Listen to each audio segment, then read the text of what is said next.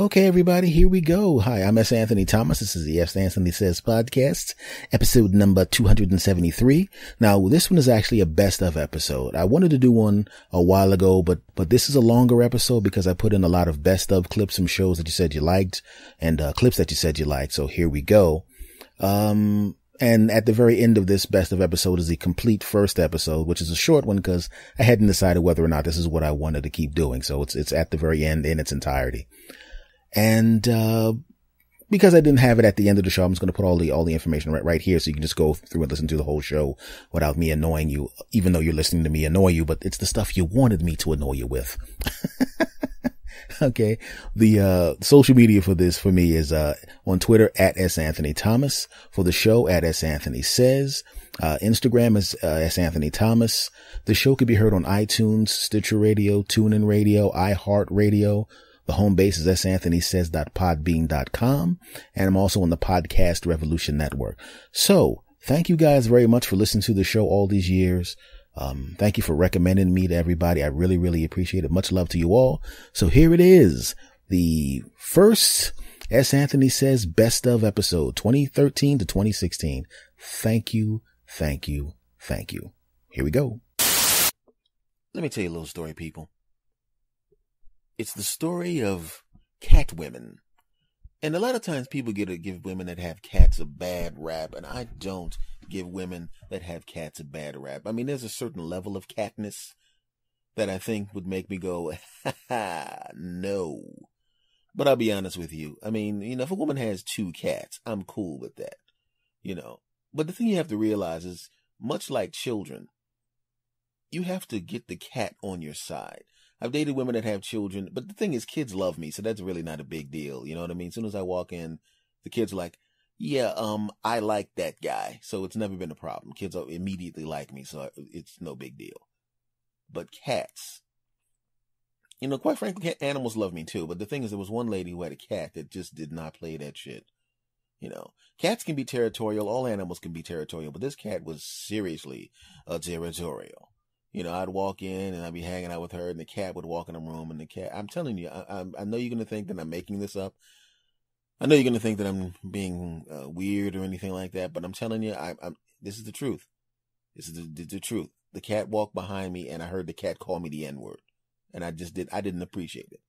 I didn't appreciate it at all. First of all, the cat was also black. So right there, what's up with that? Second of all, the woman I was getting it on with who owned the cat was black. So seriously, that is some self-hating right there, you damn cat. You self-hating black cat. You're all so black, damn it. You should be fighting with people that say you're bad luck, not with me, you bastard. Black cats are bad luck. Come on. Quite frankly, I don't even think black cats are bad luck. I think all the stuff that happens to you, the black cats did that shit on purpose. Oh, my cat, the black cat, the black cat's bad luck. Watch out for the black cats, they're bad luck. And I used to think it was a superstition. I used to think it. Until that one time I was in the kitchen table and I was about to eat dinner with the girl I was seeing at the time, and something heavy fell off towards me and it almost landed on me. And I looked up and the black cat was sitting on top of the counter right next to me, and that thing was right next to the cat, and that thing almost landed on me. I don't think it was an accident. No, I don't. Especially when the cat said, "Take that, you bastard." And I'm going, what? I only thought that cat knew the N-word. I didn't know that the cat could actually say, "Take that, you bastard," when pushing a vase toward my head. I didn't realize cats could do that, and I didn't like it. I also didn't like the fact that when I went to pick up the cat, not only did the cat try to bite me, I detected brake fluid on its paws, so I had my car towed. I'm not an idiot. Nice try, cat, trying to land something on my head and then cutting my brakes, you piece of shit. You little furry bastard. I know what the deal is, cat. Think I don't know those kind of tricks. Like that time I went over to a girlfriend's house and my car window got shot out, and I saw the dog in the house holding a rifle talking about, "Damn, missed him. Freaking dog." But as it turns out, the dog and I became good friends after that, and the dog wrote me a letter of apology. So I'm cool with the dog, even though that was pretty mean. But the damn cat, I don't like it. So I'm with the girl, and I The cat was one of those cats that likes to sleep on the bed with the girl. But guess what, cat? I'm a human male with a penis like this, so you lose. So the cat's outside listening at the door, which is ironic because while I was in there with the girl, I made it a point to do it with a doggy style, just to rub it into the cat. Not only am I getting the deliciousness of this woman that's with me now, cat, but I'm giving it to her in the style of the animal that hates you the most. Oh yeah. In fact, I invented mouse style just to do it to a mouse style to get it on with her in the style of an animal that you hate the most. Deal with it, punk. But the cat just wouldn't stop. Every time I was alone with the cat tried to scratch me, tried to bite me, little punk bastard. But I was like, no, I really enjoy getting it on with this woman, so quite frankly, I can deal with you, cat. Eventually the cat started to show me, grudging respect. The cat went, most guys wouldn't take having vases thrown at them, being called the N-word, and cutting their break. Most guys would have quit by now, but I'm going to show you a little respect. I'm still going to try to kill you, but I just want to let you know that I respect you. I respect you. Yeah, that's right. The cat actually said those words. I don't know why I didn't take that cat someplace and put it on stage and make millions of dollars. I was so busy concentrating on getting it on with that woman. I was dumb back then. Then one day, the lady decided she had to go someplace and left me in the apartment with the cat. And I was okay with it.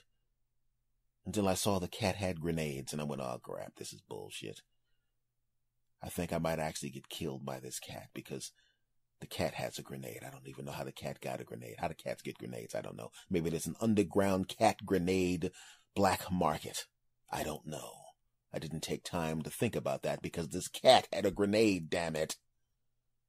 And as the cat juggled the grenade and looked at me, making the throat-slashing gesture, which is really weird that cats can do that. You didn't know cats could do that? That's because you have a good cat. Shut up. But then the lady said, you know what? I don't have time to feed the cat. You feed the cat. So I took the food out of the cat can, dumped it into the cat's bowl, and walked toward the cat. And the cat looked at me and went, you're going to feed me? After all I've done? And I said, yes, cat. I'm going to feed you, even though you've done that stuff, cat. I'm going to feed you. And the cat said, you know what? You're all right with me, human. After all I've done to you, you're going to feed me anyway. And the cat took off its fatigues and jumped off the table and opened up a case where it had all of its grenades. 6 were in there. Well, 5 were in there. It was a total of 6. Put the grenade back into the case, locked it, and says, you know what? I like you. You're feeding me now. I'm going to save these grenades for the dog. That's what I'm going to do. That's right. Sorry, I had to pause the story because someone was calling me in the middle of it, and I had to start the washing machine. But I'm back now to finish the story, damn it. So if you hear anything in the back, that's the washing machine because I'm actually at home, and there's someone upstairs who doesn't realize I'm recording my podcast. Back to the story of the damn cat. So the cat puts the grenade back, damn it, and says, okay, human, you're okay with me, you're feeding me. And I said, that's right, cat, I'm feeding you, and that's the kind of guy I am. Don't take it personally, cat. I'm just here to get it on with this woman. She may even become my girlfriend. I know she owns you, but she also owns my heart. And then the cat said to me, you actually love her, don't you? And I said, dude, I didn't say that shit. I mean, come on now, man. I mean, come on. The only reason you're still in the house is because she feeds you and you don't want to get run over by cars. You understand? I mean, don't try to act like you love human beings. I mean, let's be honest. If you were the size of a lion, you'd have killed her by now. You know that. And the cat said to me, it's pretty much true. Yeah, it's pretty true. If I was the size of a lion, I would have killed and ate both of you already. And I said, I understand that, cat. I understand that. And the cat said, you're pretty cool.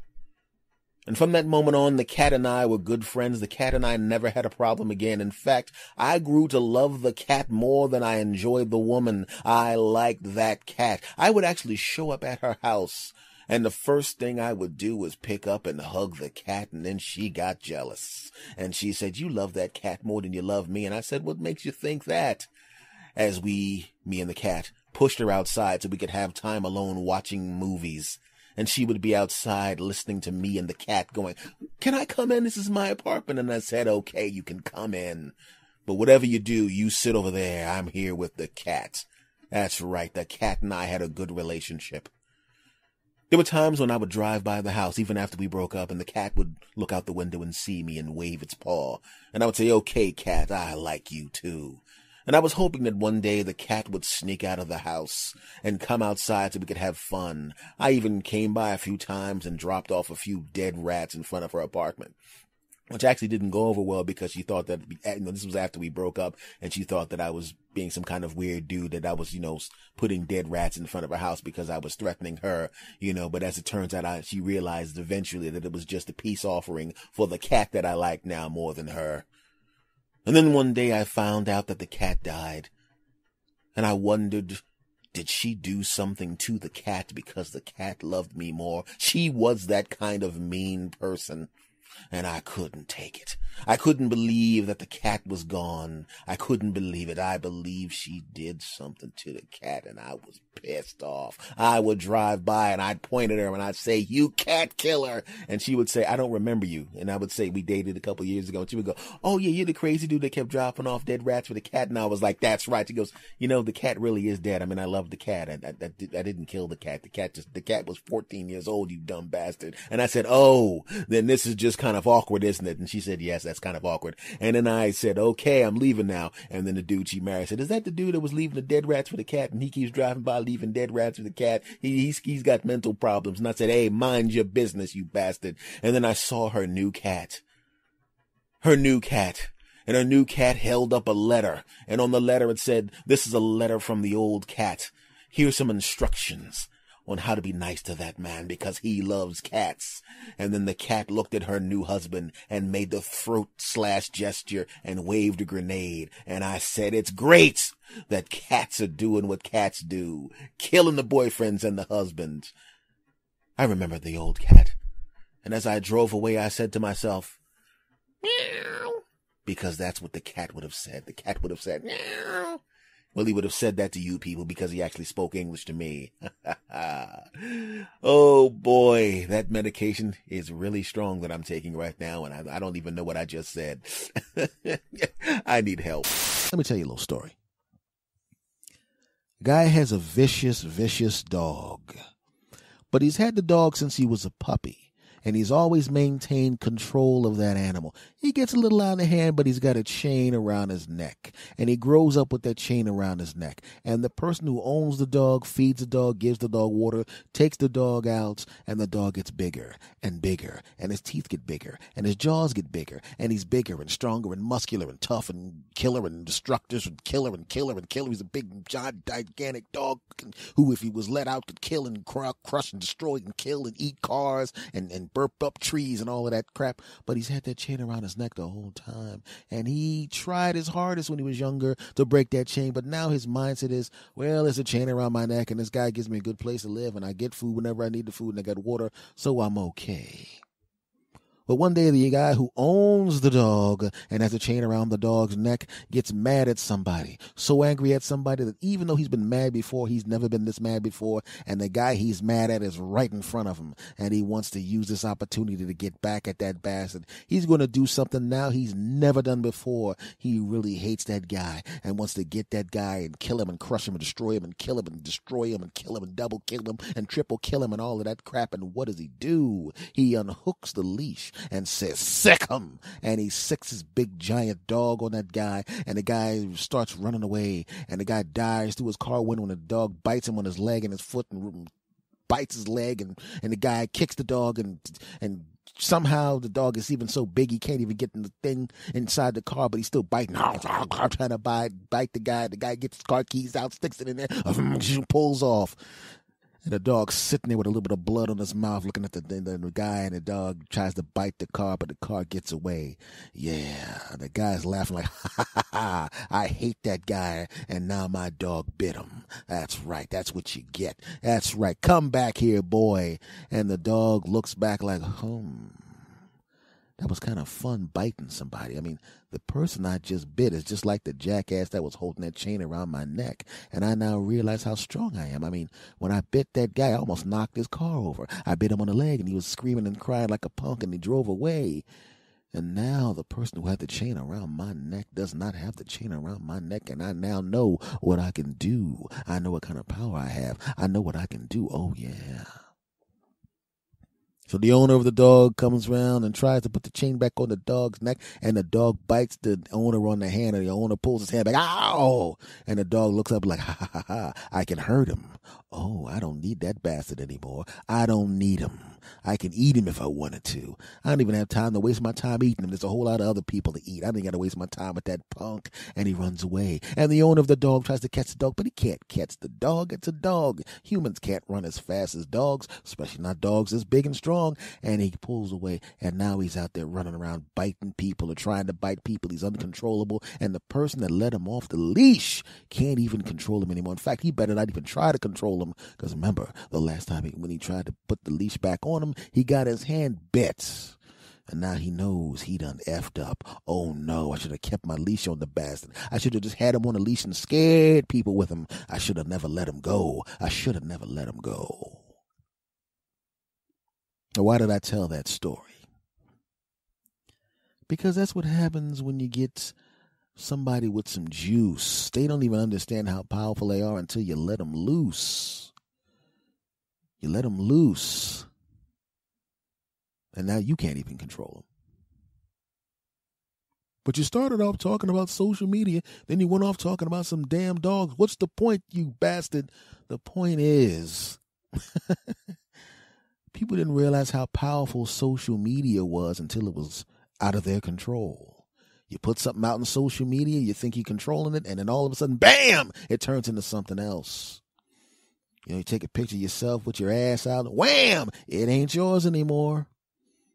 It's not yours anymore, right? You now know that you can't do that, right? There's people like there's certain things I won't put on the internet because I know once I put them on the internet, they're not mine anymore. The stuff you see is the stuff I want you to see, right? It's a monster that we had control over, and it blew up into something that we can't control anymore. The social media, even though it's just a bunch of ones and zeros and servers, it's almost like it kind of became a self-aware type of machine and monster that we can't control anymore. Look what's happening to people now. You know, one celebrity or a politician can say something bad about a regular person, and all of a sudden they're getting death threats. I'll come kill you, lady. How dare you say something against whatever. Well, you know, I know where you live, bitch. You bastard, I know where you live. It's out of our control, man. And I think that's what's starting to happen to people now with a certain politician that they thought they had control over or thought they could control. But now that the leash has been taken off, he's not just biting the people that he was aimed at. He's now starting to bite the hands of the people that thought they had him on the leash securely. Now he's running around biting everybody. And you kind of wish you kept the leash on the bastard, didn't you? You kind of wishing you kept him in the backyard tied up where you can control him, you know? But you can't control him now, can you? Social media, angry dogs, politicians, different things when you look at them in the abstract. But are they really that different? Something with the potential to have almost unlimited power for its circumstances. And if you don't control the bastard, it will turn around and bite the crap out of you. You know what I'm saying? So all I'm saying basically is, listen, we got to be a little more careful what we put on social media. You know that somebody screenshots that crap, it's not yours anymore. Nope. put people on these reality television programs and you think somebody's a nice guy or a nice gal, you give them all those eyes and the power of all those eyes. And I need more of those eyes. And then they turn into something completely different. They become this big a-hole. Why? Because I got these eyes on me now. You can't control that guy now. Before, honey, don't say that. But now he's on TV, and every time he says that, the ratings go up. And when the ratings go up, his power goes up. Oh, F you, honey. I'm getting a divorce. I'm going to Hollywood. Ha ha ha. Senator, whatever, president, whatever, congressman, whatever, please don't do that. Yeah, I got the job now, and incumbents win 80% of the time, jackass, which means most likely there's nothing you can do to me anyway. Besides, I'm getting a whole bunch of money from those jackasses over there, and how much did you contribute? Nothing but your vote? Yeah, you might want to sit down and shut up, punk. These are the lessons that nobody learns. Even though the information is right in front of us, nobody learns that. So, all I would say is, just think before you involve yourself with certain things in a way that's going to hurt you. You know, don't think I'm just going to aim that politician at those people. You give them that power, it's going to come back to you. Don't put stupid things online. And don't let the eyes on you give you a big head and make you do things you don't want to do or shouldn't do. Because you'll never see me doing that. Never. Segment over. Oh, you think they bought that bullshit? Well, you got a good audience there. They're pretty nice people. You kidding me? The second I become famous, are you kidding me? You kidding me? The second I get some money, I'm going to have tons of sex with no condoms. That's right. Knock up as many women as possible. I'll be rich and famous by then, and it won't matter what anybody thinks. I'll do what I want. Yeah, that's right. I'm going to snort coke off of hookers while I kick baby seals in the face. That's what I'm going to do for fun. Oh, that's going to be great. That's right. Oh, there's a whole bunch of baby seals I was looking at and I'm going, I can't wait to kick you, buddy. Sitting there looking cute. People, don't do that to the baby seals. I don't give a shit about any baby seals. I'm going to kick them because I can kick them. That's right. And endangered. I always used to post online about how I can't stand when rich dudes and rich ladies go around killing endangered species, like shooting a lion and all of that crap. You know what I'm going to do? I'm going to choke lions till they're almost dead, then revive them, and then choke them to almost to death again, then revive them, then almost choke them again, just for fun. You know, that's right.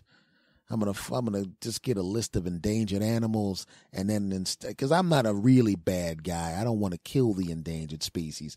I just want to choke them till they're almost dead, then revive them, then choke them again, then revive them, then choke them again. You know, it's gonna be kind of weird because I'm gonna keep doing it to the same animals, and I'm gonna show up, and the animals are gonna go, oh God, that's the human being that keeps choking us till we're almost dead, reviving us, then choking us, then reviving us, then choking us again. That guy, what kind of sick bastard pays that kind of money to choke us, then revive us, then choke us, then revive us, then choke us, then revive us again? I mean, this is disgusting. He's I don't know whether he's worse than the dude that kills people. I mean, not people, but kills other animals like us. You know, at least the lion, you shoot the lion and the lion's dead and he doesn't have any misery. You know, but me, I mean, I'm sitting there going, oh God, look at this guy. He actually has special gloves with an emblem on it that says choke the baby seal. You know, and he has one glove. This guy's sick. One glove says choke the baby seal, and he has on his other glove, revive the baby seal. And what does he do? He chokes us with one glove, and then he revives us with the other glove by slapping the crap out of us. What kind of sick bastard is that? Coming in here, giving all the money to the people that collected us. And he chokes us with one hand and revives us with the other one. Humans are bastards. Oh, here he comes. Here comes S. Anthony again. Hi, Charles. Hi, it's Anthony. You're going to choke me and revive me, then choke me to revive me, then choke me to revive me again? You're damn right. But this time, because I've actually built up a relationship with you, I'm not going to choke you till you pass out. I'm just going to choke you, and then when your eyes start to roll up, I'm going to let go. That way I don't actually have to use my reviving hand, because we have a relationship. That's still really, really uncomfortable. I really don't care. I paid my money to choke you, so, quite frankly, you might want to shut the hell up, because if I go back and give him another couple grand, I'll actually get to kill you. All right, here's my neck. All right. Yeah. Take that, baby seal. Up. Almost killed you. Smack. I'm back. Revived. That's just great. Oh, it's great. It's choking a baby seal, then reviving him, then choking him, then reviving him, then choking him, and reviving him again. But I'm getting a little bored with that. It's like, even though I'm spending all of this great money to choke and revive, then choke and revive, then choke and revive these baby seals, I'm starting to feel guilty about it. So I'm not going to do it. I'm starting to feel guilty about this whole thing, because I was online and I saw this thing where there's a country where they actually take dogs and tie them to strings and spin them around, and it's called dog spinning. And those people are sick. Those people are just, I can't believe it. I think they should be, that's just a disgusting tradition. Tying the dog up and spinning them and all of that crap. I'm not doing that crap. You're never going to see me doing anything like that just because I have this unlimited power. I'm not doing anything like that. I'm the kind of person that's responsible with the way I treat animals. From now on, you know what, baby seals? No more choking and reviving, choking and reviving, and choking and reviving you. From now on, I'm just going to come here and pet you and feed you. Really? That's right. Because you don't want to be choked and revived and choked and revived and choked and revived, do you? No, we don't. We would really prefer that you don't do that. From now on, I'm going to just come here and spend some money, and I'm going to pet you and hug you and feed you fish. Well, thank you. It's really great to not be choked. Just kidding. It makes choking you more fun. Let me slap the crap out of you, revive it. That was horrible. I can't believe you got my hopes up and then choked and revived and choked and revived and choked and revived me again. Look at the sign over there. Read the sign, baby seal. For an extra $5,000, you can get the baby seal's hopes up and then choke and revive it and choke and revive and then choke and revive them. It's a new package. You'll love it, humans. You'll love it. Baby seal. You're horrible. Oh, that was great. Okay, I'm sorry. That was wrong. That's horrible, baby seals. I shouldn't do that. I should just respect you as another. I mean, you're really when it comes down to it, you're really, really a cute animal. You know what I mean? I mean, we have dogs in our houses. If you were as small as a dog and could do the things that a dog could do, you're just as cute as dogs in some ways, and we would actually, domesticate you to the point where you could live with us humans. That would be great. And in fact, now that I'm an incredibly powerful man, I think that's what I'm going to do.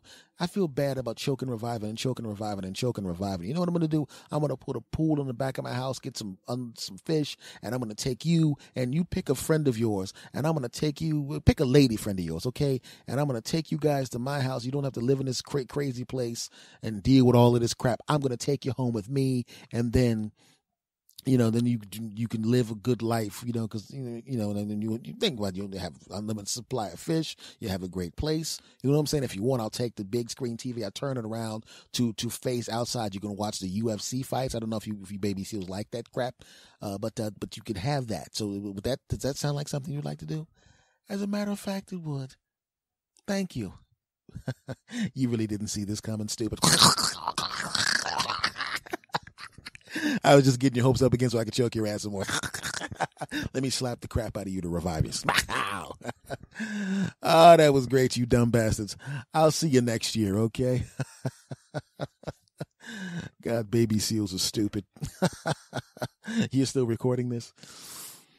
I gotta be a little more careful when I keep forgetting the dumb bastard. I don't know when to stop the recording. I just want to say, folks, that what you just overheard did not actually happen.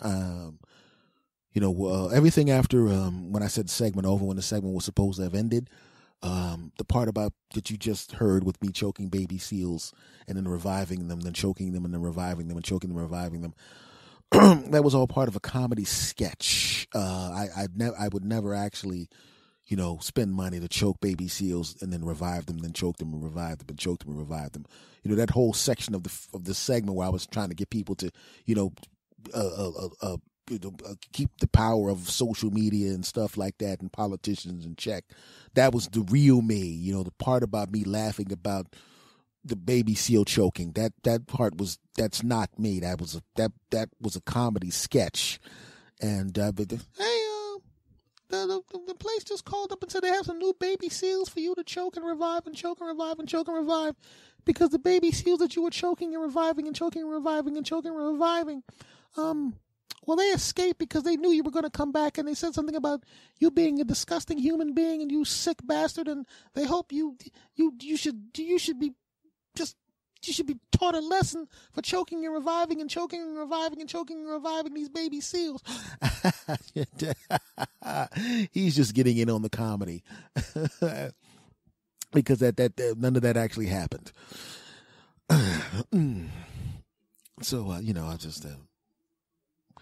actually like babies. I've never actually seen a baby seal in person, so I definitely could not have gone to a place designed specifically for me to choke and revive and then choke and revive and then choke and revive baby seals. I wouldn't even know how to do that. You don't know how to do it? You started a whole craze. It's actually called the S. Anthony Thomas baby seal choking, reviving, choking, reviving, choking, reviving, and choking and reviving technique. They literally named the technique on how to choke baby seals and revive them after you. That's funny, the fact that you would come up with that off of the cuff. I actually have a brochure here that says, learn how to choke baby seals and revive them and choke them and revive them and choke them and revive them like podcaster S. Anthony Thomas. Oh, oh God, you really don't know how to stop the jokes, right? The fuck is he's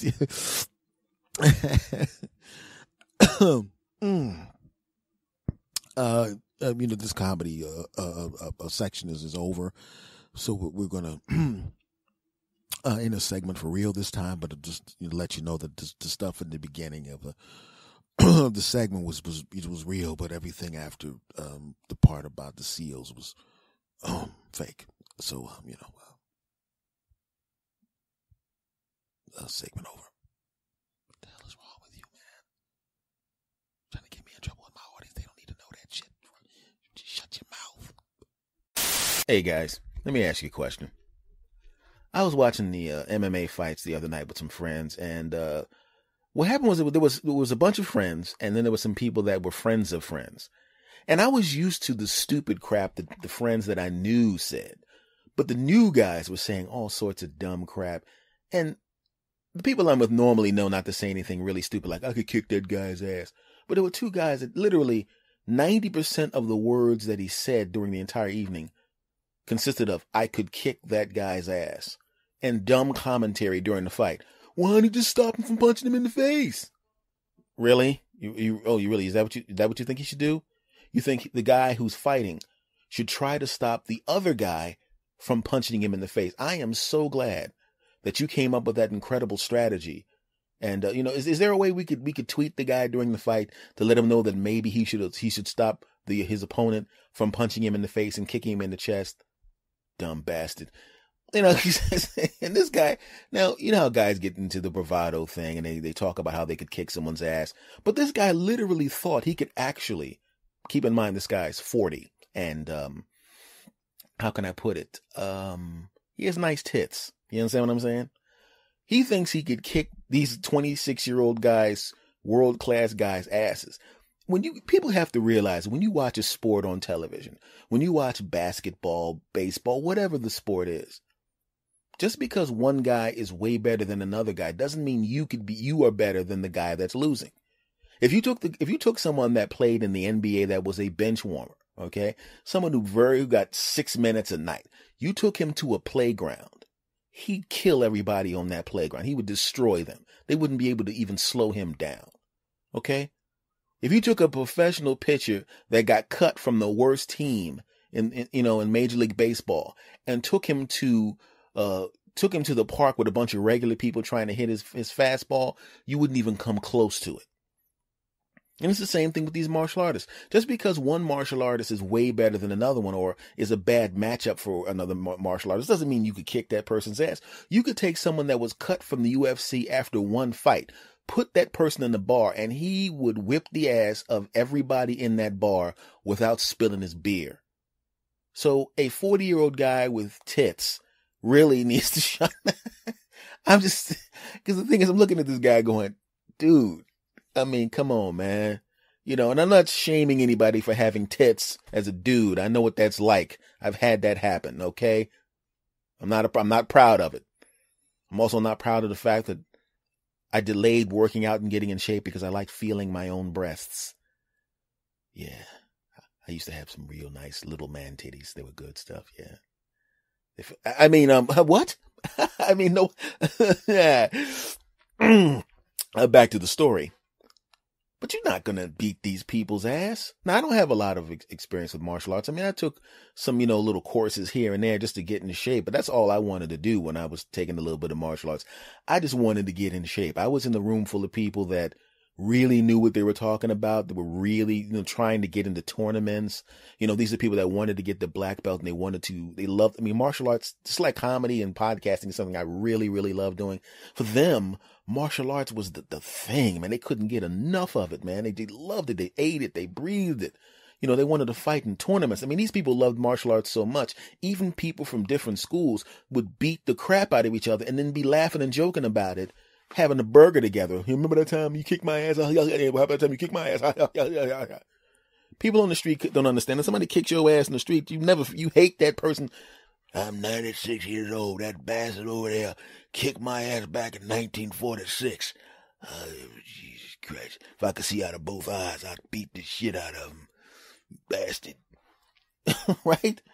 So these are real guys, and ladies too. I mean, back then there was not a lot of ladies in the class, but they were there and they were ass kicking women, man. And these people really, really loved martial arts and took it really, really seriously.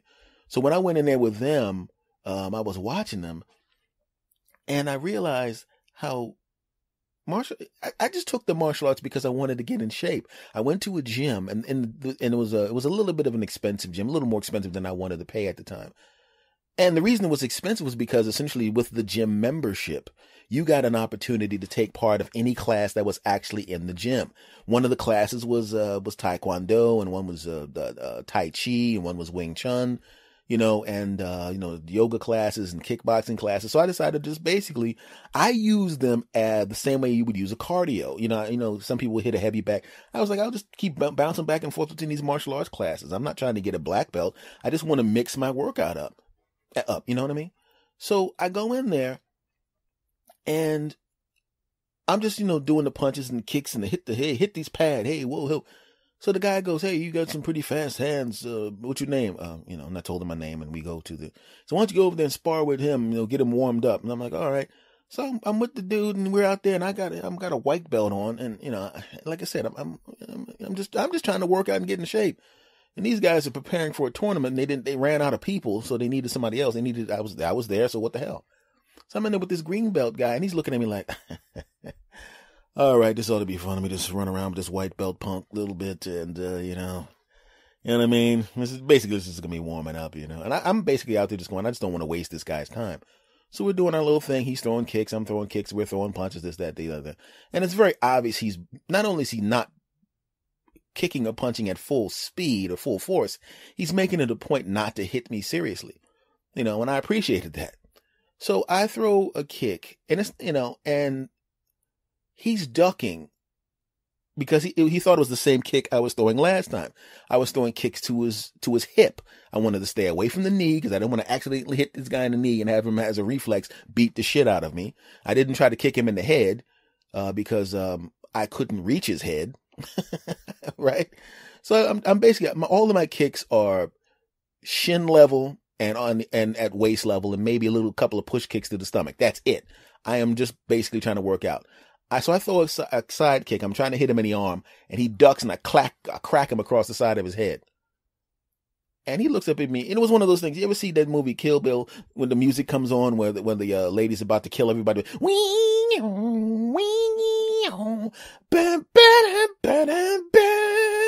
And he looks up at me. You know, he had that same look Bruce Lee has when he's like, "Did you just hit me, motherfucker?" Okay, and so he gets up and it's like, and I could tell his body language was completely different. Now his body language was like, "Yeah, you caught me with a kick to the head in front of everybody. I'm gonna have to fuck you up a little bit," which is exactly what he did. Now, he didn't really try to hurt me, but it was basically, he was just wanted to let everybody that just saw the white belt kick him in the head. He wanted to prove that it was a fluke, and the only way to prove that was a fluke was by beating the shit out of me. He smacked me around for like 20 minutes, you know, and then after he's okay, all right, and then we stand next to the instructor, and he, of course, raised the guy's hand, not my hand. And we walk off, and he goes, "Oh, it was a pretty good shot, kid. Pretty good shot." I said, I wasn't even trying to do it. He goes, "I know, but you know," and he felt good because he beat the shit out of the new guy. And I started realizing, and you have to realize that when you take martial arts, even just peripherally, like I did, like I said, I'm not a martial artist, but I just took it to keep in shape, you know. I was basically just trying to get to the Taibo level, you know what I mean? I wasn't trying to beat anybody's ass. I don't even know how I walked in, because I didn't think that he was going to kick my ass or that I was going to catch him with a side kick to the head. But the thing is, I started thinking, I was like, wait a minute, I'm paying $50 to use the gym. I don't even lift the weights, not much. I just basically come up here and just bounce back and forth between these martial arts, you know, to try to get my cardio going. And I realized I'm paying $50 to have people that know how to fight beat the shit out of me. Now, it would be different if I was taking martial arts at that time seriously because I wanted to be a martial artist and I wanted to advance in the belts. But basically, I'm just walking in this and I'm just getting my ass whooped. And I realized a lot of the people in the class were the same way. We weren't really trying to be martial artists. We just thought it was interesting and wanted to work out. And these people who are actually martial artists are just beating the shit out of us. So they go, and I'm giving you $50 a month to beat the shit out of me? That's what I was thinking. I'm sitting there going, I've actually been mugged. And this is what it feels like when, like if you have $50 in your wallet and then the mugger beats the shit out of you and takes the money out your wallet and then throws the wallet on you while you're on the ground. You know, I mean, I've only been mugged a couple times when I was younger. But that's, you know, and the person, luckily for me, the person didn't get any money. But I still got tuned up by a couple of dudes when I was in a bathroom one time. And I'm sitting there going, what the fuck? This is what it felt like, the punches and the kicks. This is what, I'm going, wait a minute. I'm basically paying people $50 to beat me the fuck up 3 to 4 times a week. What is this shit? I started to think about that. I said, wait a second. I'm getting suspicious. I mean, if I'm figuring this out, they must know we're not really teaching these people any real martial arts. The real martial artists are the people on the other side of the room. These are just people that are just kind of playing around the martial arts. I have an idea. Let's start a martial arts dojo at the top of that gym, allow the jackasses from downstairs to come up, take a percentage of the money, and we get to just beat up civilians without going to jail. How about that? Hey, sounds good. I don't know about you, but I like beating up other people with belts and who have skill, but sometimes it's true. I just want to slap the shit out of some people that can't fight back. What do you think? I think that's a good idea. I'm starting to think those bastards were doing that because there was no reason for that. You know, you go home, you got a black eye, you all bruised the hell up, and they're like, hey, great job. All right. Really got him good that time, didn't I? You better go back downstairs and start lifting them weights, you little punk bastard. Any more victims? I mean, students downstairs? By the victim is a word from the language of this martial art that means people that we respect. You think he bought that? Really? Because I really just want to beat up some new people. So I know what it's like to actually be there with someone who actually has been trained to whoop your ass, fight you. And I know what it's like to be sitting there thinking that you're going to block something. And by the time you put your hand up to block the kick, the foot has already hit your face and is on its way back to the floor. I know what it's like to throw a punch at somebody and have them move away from it so fast and crack you in the side of the head that you're going, yeah, there are some people that really shouldn't be fighting professionally. I am one of those people. Right?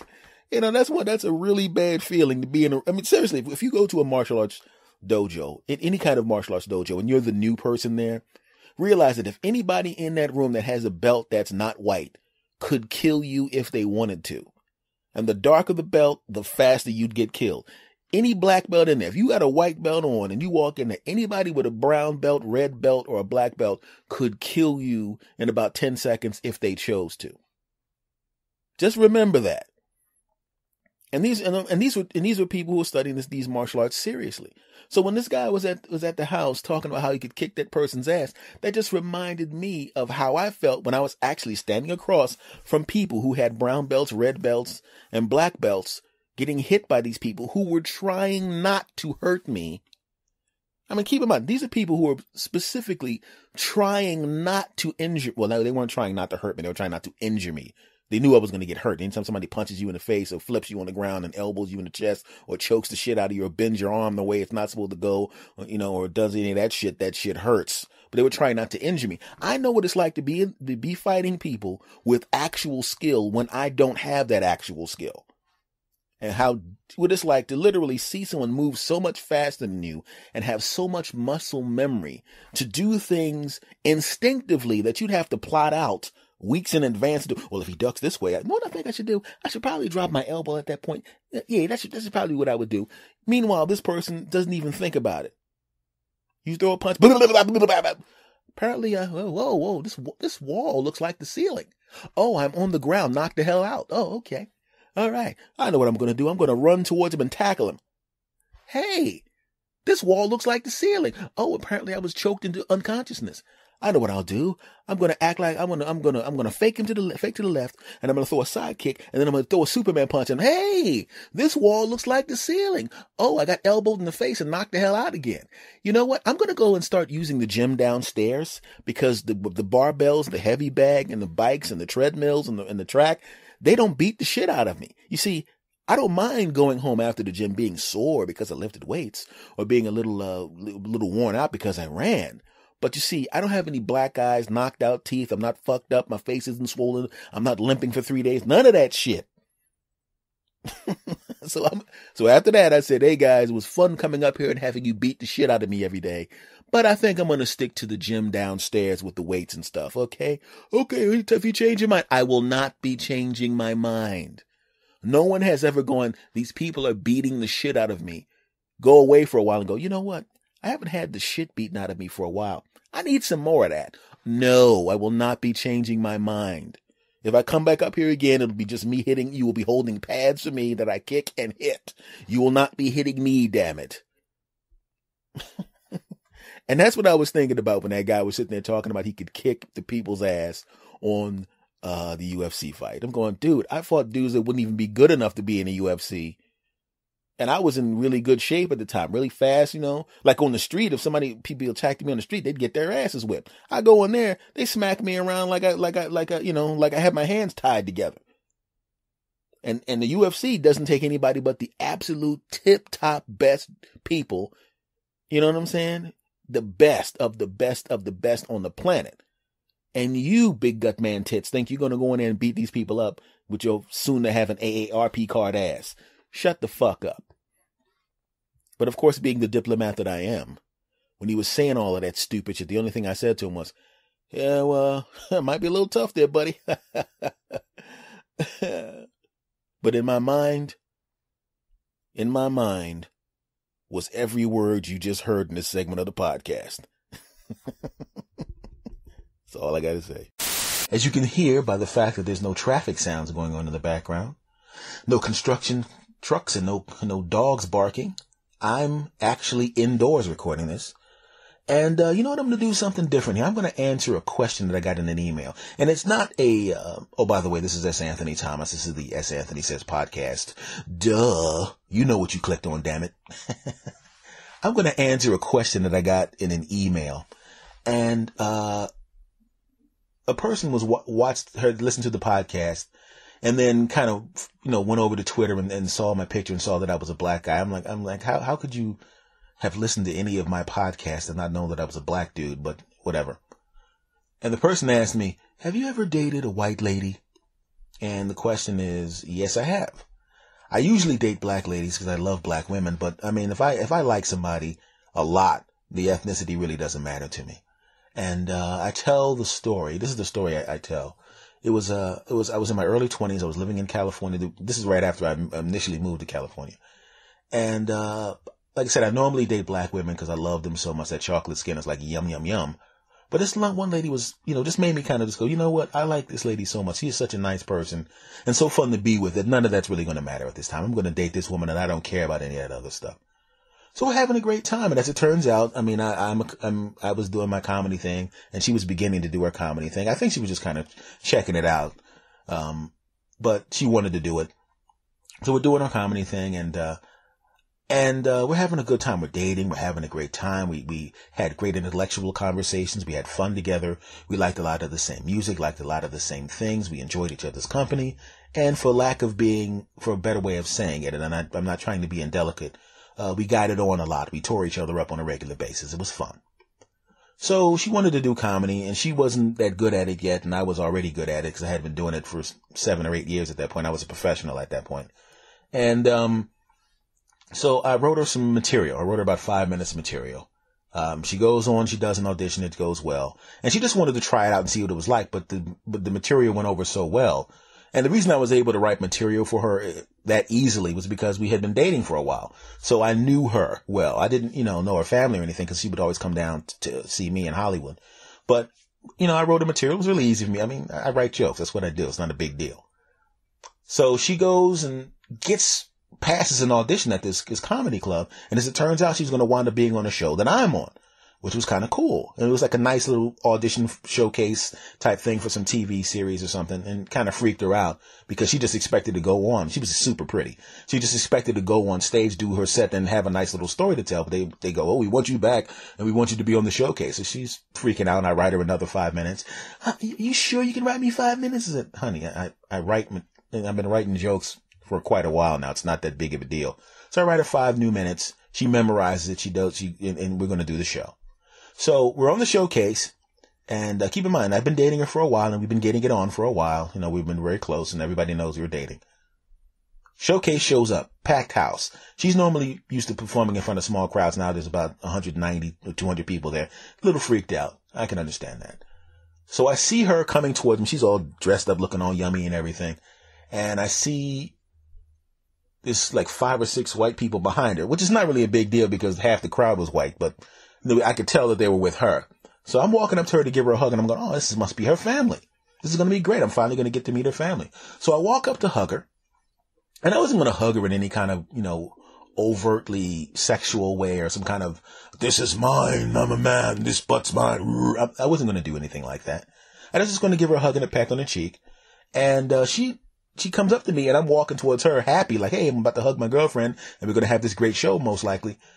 And she gives me this, that hug women give you where they lean the top half of their body in and the bottom half of their body is back where they were originally standing. The whole, I'm hugging you because I acknowledge I know you and I have affection for you, but I want to have my genitals and buttocks all the way back here because we're definitely not having sex. You're not someone I'm having sex with. You're not someone I'm romantically involved with. You're a person that I know at the comedy club. And that's why you get to touch the top half of my body. In fact, my boobs aren't even touching you. As big as they are, they're not touching you. And it was that kind of hug. And I'm looking at her like, what the hell is this? And I'm thinking, well, maybe, she's a little nervous, let's keep it real. We've been getting it on like jackrabbits, and she doesn't exactly want her family to just automatically see some dude, so I'm like, okay, all right, whatever. And maybe she's a little freaked out and nervous about the showcase. No problem. We do the showcase. She does the material I wrote for her. It goes really well. She's happy. She doesn't get picked for the show, but she does a good job on the show. I go on, I do my thing, whatever. So after the set, and other performers are going on, the place is still packed, and everybody's high-fiving, hey, congrats, that's this, that. She doesn't even come over and say thank you to me. She doesn't shake my hand. She doesn't give me a peck. She barely acknowledges me. And I'm wondering what the hell is going on. I'm going, I can understand. I kind of rationalized it in the beginning portion of this because I figured you were nervous. Or she was nervous, rather. But then I realized something. She's just like pretending like I don't exist. She's treating me as if I'm someone she kind of knows. And then it dawns on me. I said, there's a reason for that. There's maybe 2 reasons for that. The first reason is maybe, just maybe, she doesn't feel the same way about me as I thought. Maybe she's afraid of what her family will say. or what her family thinks. Maybe she's afraid of that. Maybe that's what the problem is. Or maybe, just maybe, it's her. Now, I come to find out a little bit later on that it wasn't the family. The family didn't have any problem with that because, quite frankly, one of the other children in the family was in an interracial relationship, and it didn't bother them. It turns out it was her. She was the one with the problem. It wasn't them. It was her. She was an ethnic tourist. It's what she was. She didn't really care about me that much. She just thought I was attractive, and she wanted to have sex with me. But she didn't want me to be her boyfriend because she was like, in her mind, she's probably thinking, he's cute and he's great with doing stuff to my genitals, but no. Nope. I'm going to have to marry the college football guy or some type of guy like that. But I can't marry him. I can't be in a relationship with him, but I can jump on top of him. Now, under normal circumstances, a guy would go, hey, man, what's the problem with that? She's hot. She's smoking hot. I mean, this girl looked like, let me give you an idea what this lady looked like. She looked like a young, like Kim Kardashian at her best with blonde hair and about 75% of Kim Kardashian's ass. Okay, that's what she looked like. So, and guys are going, what are you upset about? You got to get it on with this fine woman. What's the problem? Well, there wasn't a real problem. I'm not complaining about having sex a few hundred times with a smoking hot woman. I'm not complaining about that. It's just that she didn't let me know what was going on. I thought I had a girlfriend. Had she come up to me and said, listen, you're cute and fun. I don't want a relationship. Let's just get it on. I would have been like, well, not a problem. Wouldn't have bothered me at all. In fact, had she done exactly what she did at that moment to me right now, if I dated a woman that looked like that and was that fine and we had great times, great conversation, enjoyed each other's company, tore each other up 300 or 400 times, and then she went, well, I don't know. You know what I would have said? Okay. So I'm a little hurt because I thought we were going to be doing something, but I mean, I enjoyed the time we had together. Take care of yourself, But if you change your mind and you ever want to just get it on or something like that, no strings attached, not to be indelicate, but give me a phone call if I'm not seeing anybody. We'll do that. But we can't be a part of each other's lives right now because you lied to me. You lied by omission. But other than that, not a problem. I enjoyed the time. I enjoyed the fun. I enjoyed the company. I enjoyed your genitals. So take care of yourself.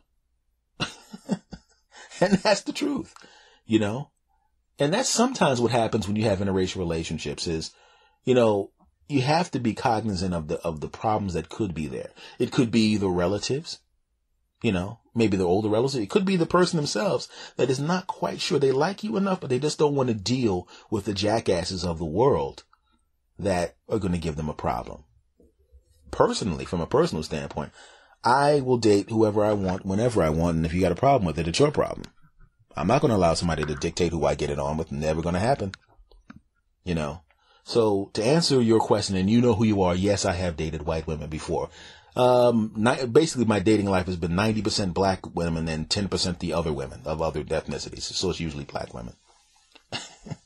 And I like black ladies because they're like chocolate to me. Yow. Okay, let's see what else. What was the other question here? S. Anthony, do you want to be famous? Or do you know anybody famous? Yes, I do. I know quite a few famous people. I'm not going to mention any names, but I know enough famous people, or not maybe an A-listers here and there that I'm kind of an acquaintance with. But I know enough famous people to know that it's a weird thing. People think that fame is fun, and from what I've seen hanging out with some of them, I mean, it's fun that they have all the money and they get to do a lot of the work they want to do, but it's a weird thing becoming famous. Because I know some people that became famous and it was really tough for them. It's a tough thing to deal with fame. It really is. Because fame switches quickly. You can go from not famous to famous fast. But what people don't realize is to get to the point where you're at the point where you're about to become famous, that can take a decade or two. You know what I'm saying? Because when a person becomes famous, they were just as good as they were the day before they became famous. The skill level was there, the talent was there, the ability was there. And they worked all those years to get to that point. And then something happens and they became famous. And all of a sudden the world changes, and it changes so fast that some people aren't ready for it. I think I'll be able to handle it, but you never know. Becoming famous is the equivalent of being fat, right?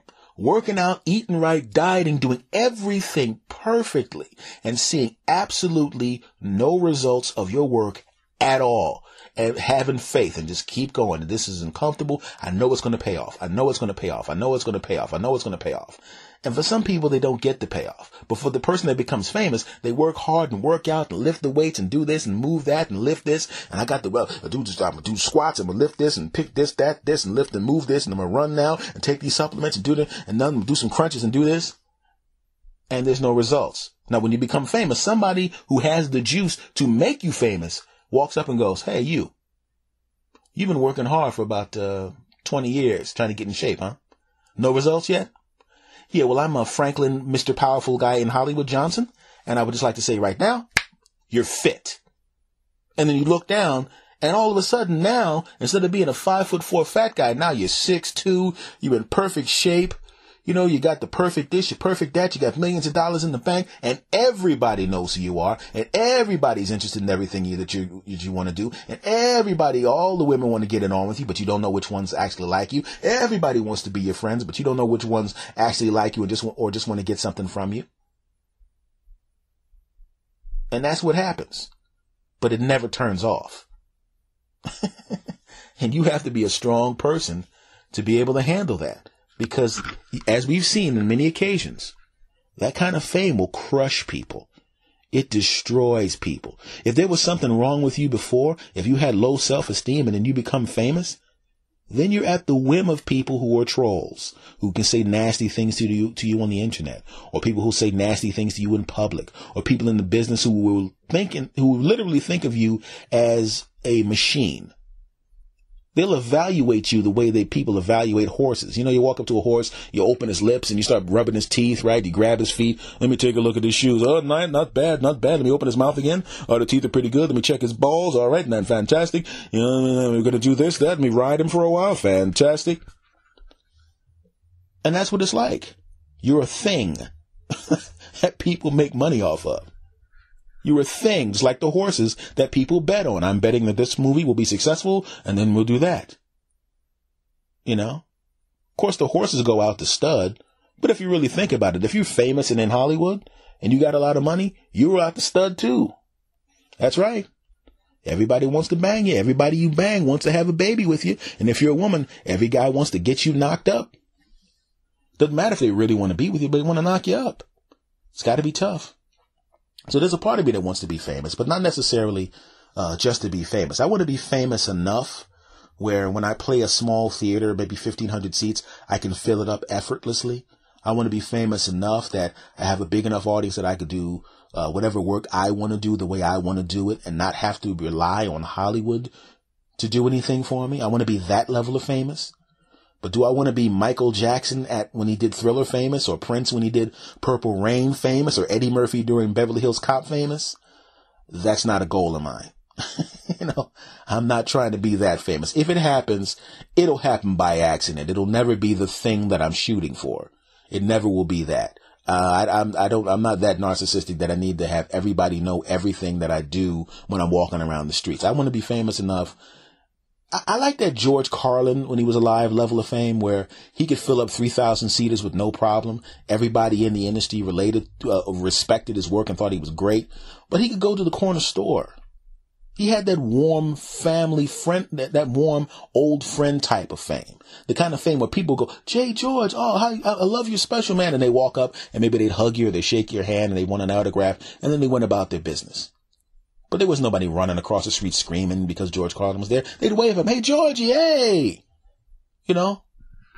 I met Rodney Dangerfield in New York. I want that Rodney Dangerfield level of fame back when he was alive. I mean, obviously, it's better to be the fame when he's alive than dead, obviously. So misspeaking there. But I would be at Dangerfield and people, hey, Rodney, hey! They wanted to hug him. They wanted to shake his hand. But if he was eating, then people left him alone. Okay, I saw you were eating, Rodney. I didn't want to bother you. I was wondering if I could take a picture with you. Hey, no problem, kid. Hey! I want that level of fame. That is the best level of fame. And that's what I want. That level. But super famous? Fuck no. I don't want that shit. You crazy? Hope that answers your question. Much love to you. And the final question here.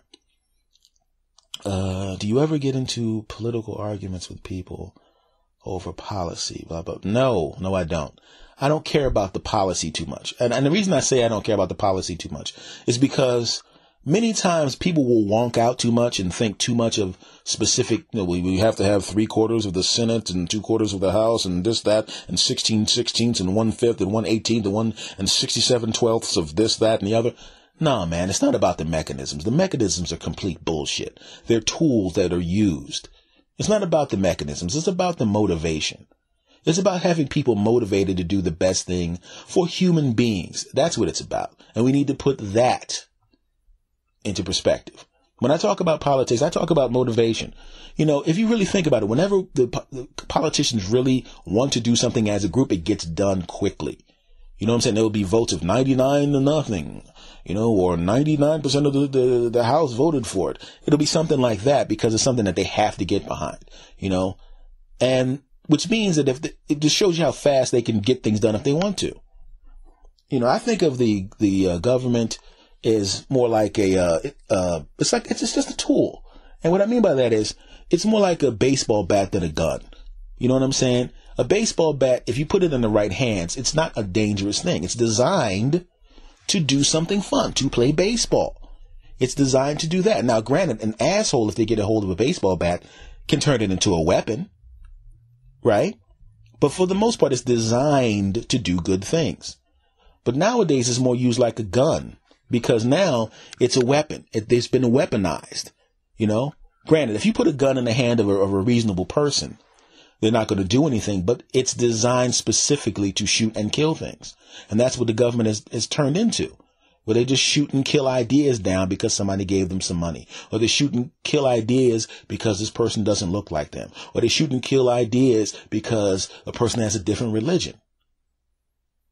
It's not about the mechanisms. The mechanisms are fine. We have to put people in place in government that have the right motivation. Because if they don't have the right motivation, you ain't going to get anything but a lot of horseshit and a lot of jackasses going on the news and making up stories and lying about somebody being from this country and this guy really did this and this really. It's all bullshit. It should be used like a tool to help people. And when I talk about politics with people, I say to them, listen, I really don't, it's not about this legislation and that. It's about the people making the legislation. It's about the people passing the laws. It's about the judges who don't have an agenda, who actually look at the law and have some compassion for human beings, whether they look like them or not, whether they have the same religion or not, whether they come from the same place or not. It's a tool. And since it's a tool and not a weapon, much like a baseball bat, you don't hand it to the psychopath. Because if you hand the baseball bat to the psychopath is going to do what psychopaths do. Crack people in the fucking head. But if you put the bat in the hands of a reasonable person, he's going to go, or she's going to go, hey, let's go play baseball. And right now, our government and many of the people in government, there's some good people in there, but there's too many people in government right now who are like the psychopaths with the baseball bat. And that's why that's why the Medicare expansion isn't happening in certain places. And that's why there's a lot of people that are going to die because of this, that, and the other.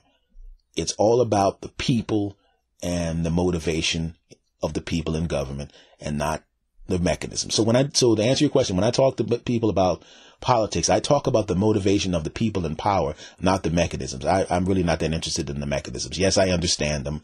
I learned about that crap in school just like everybody else, but fuck all of that. What's more important is getting people in place that are going to do the right things. Well, folks, this is actually being recorded indoors for a change.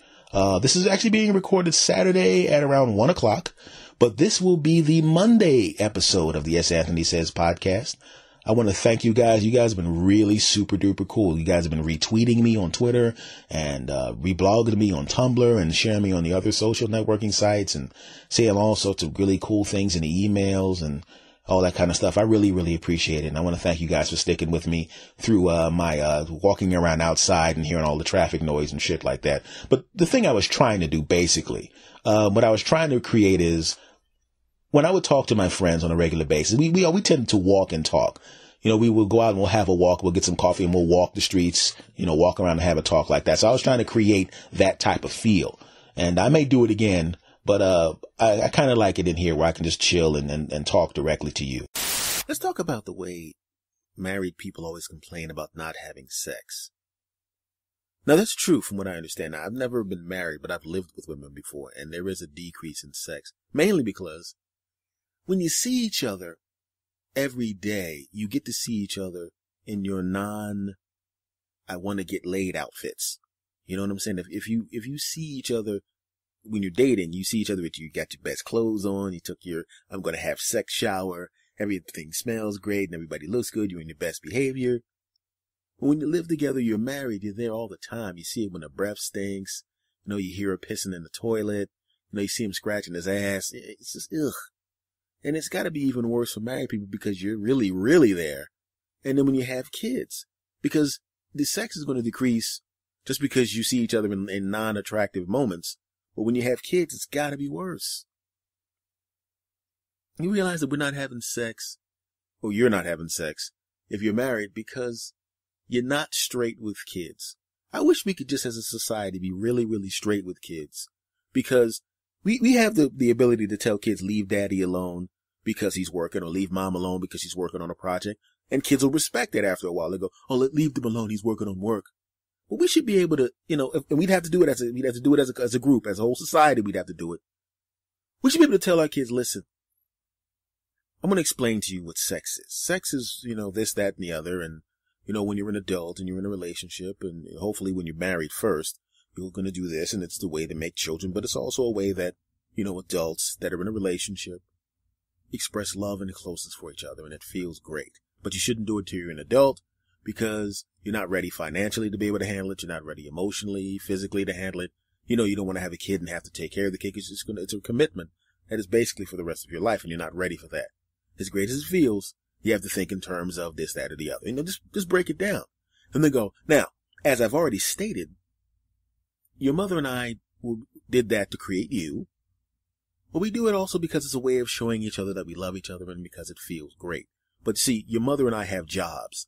So if we make another kid, we can take care of the kid. As you know, we can take care of kids because you are here and you're alive and healthy.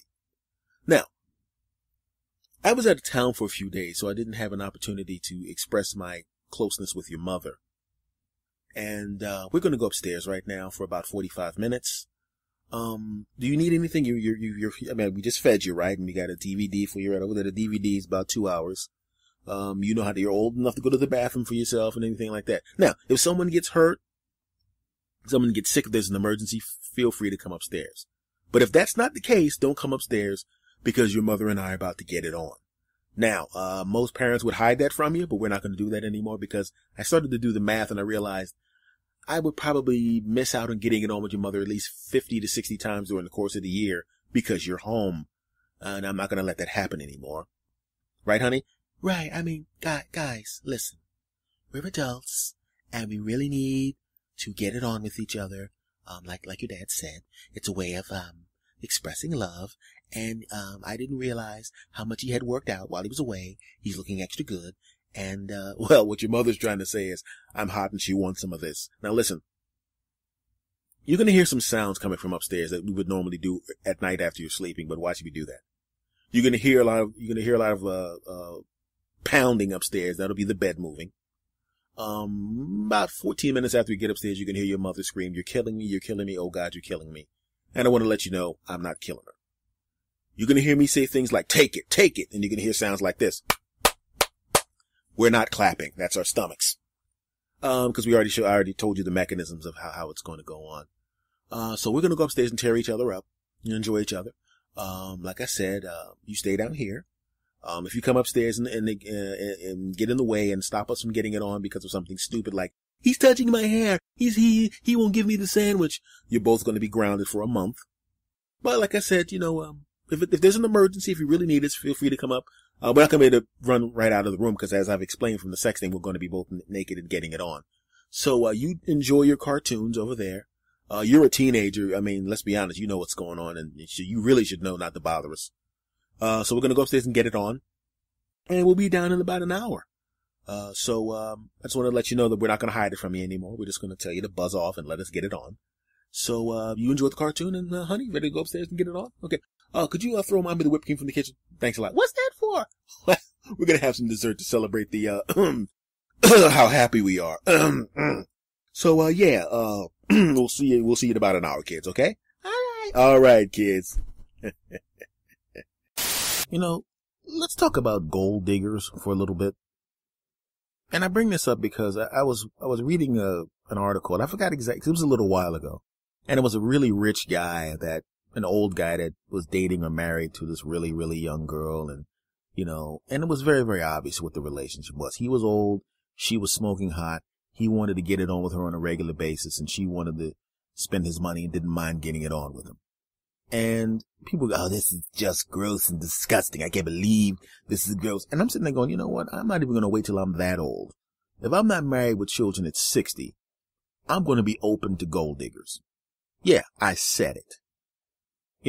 Because, and I mean smart gold diggers, not the kind of gold diggers that literally come into to the old guy's life and literally specifically try their best to spend all of the money and take all of everything from the guy. No. I'm talking about the kind of gold digger that's like, listen, I'm all about getting paid here. I'm fun to be with. I'm smart, and I'm going to get it on with this older person as much as they want.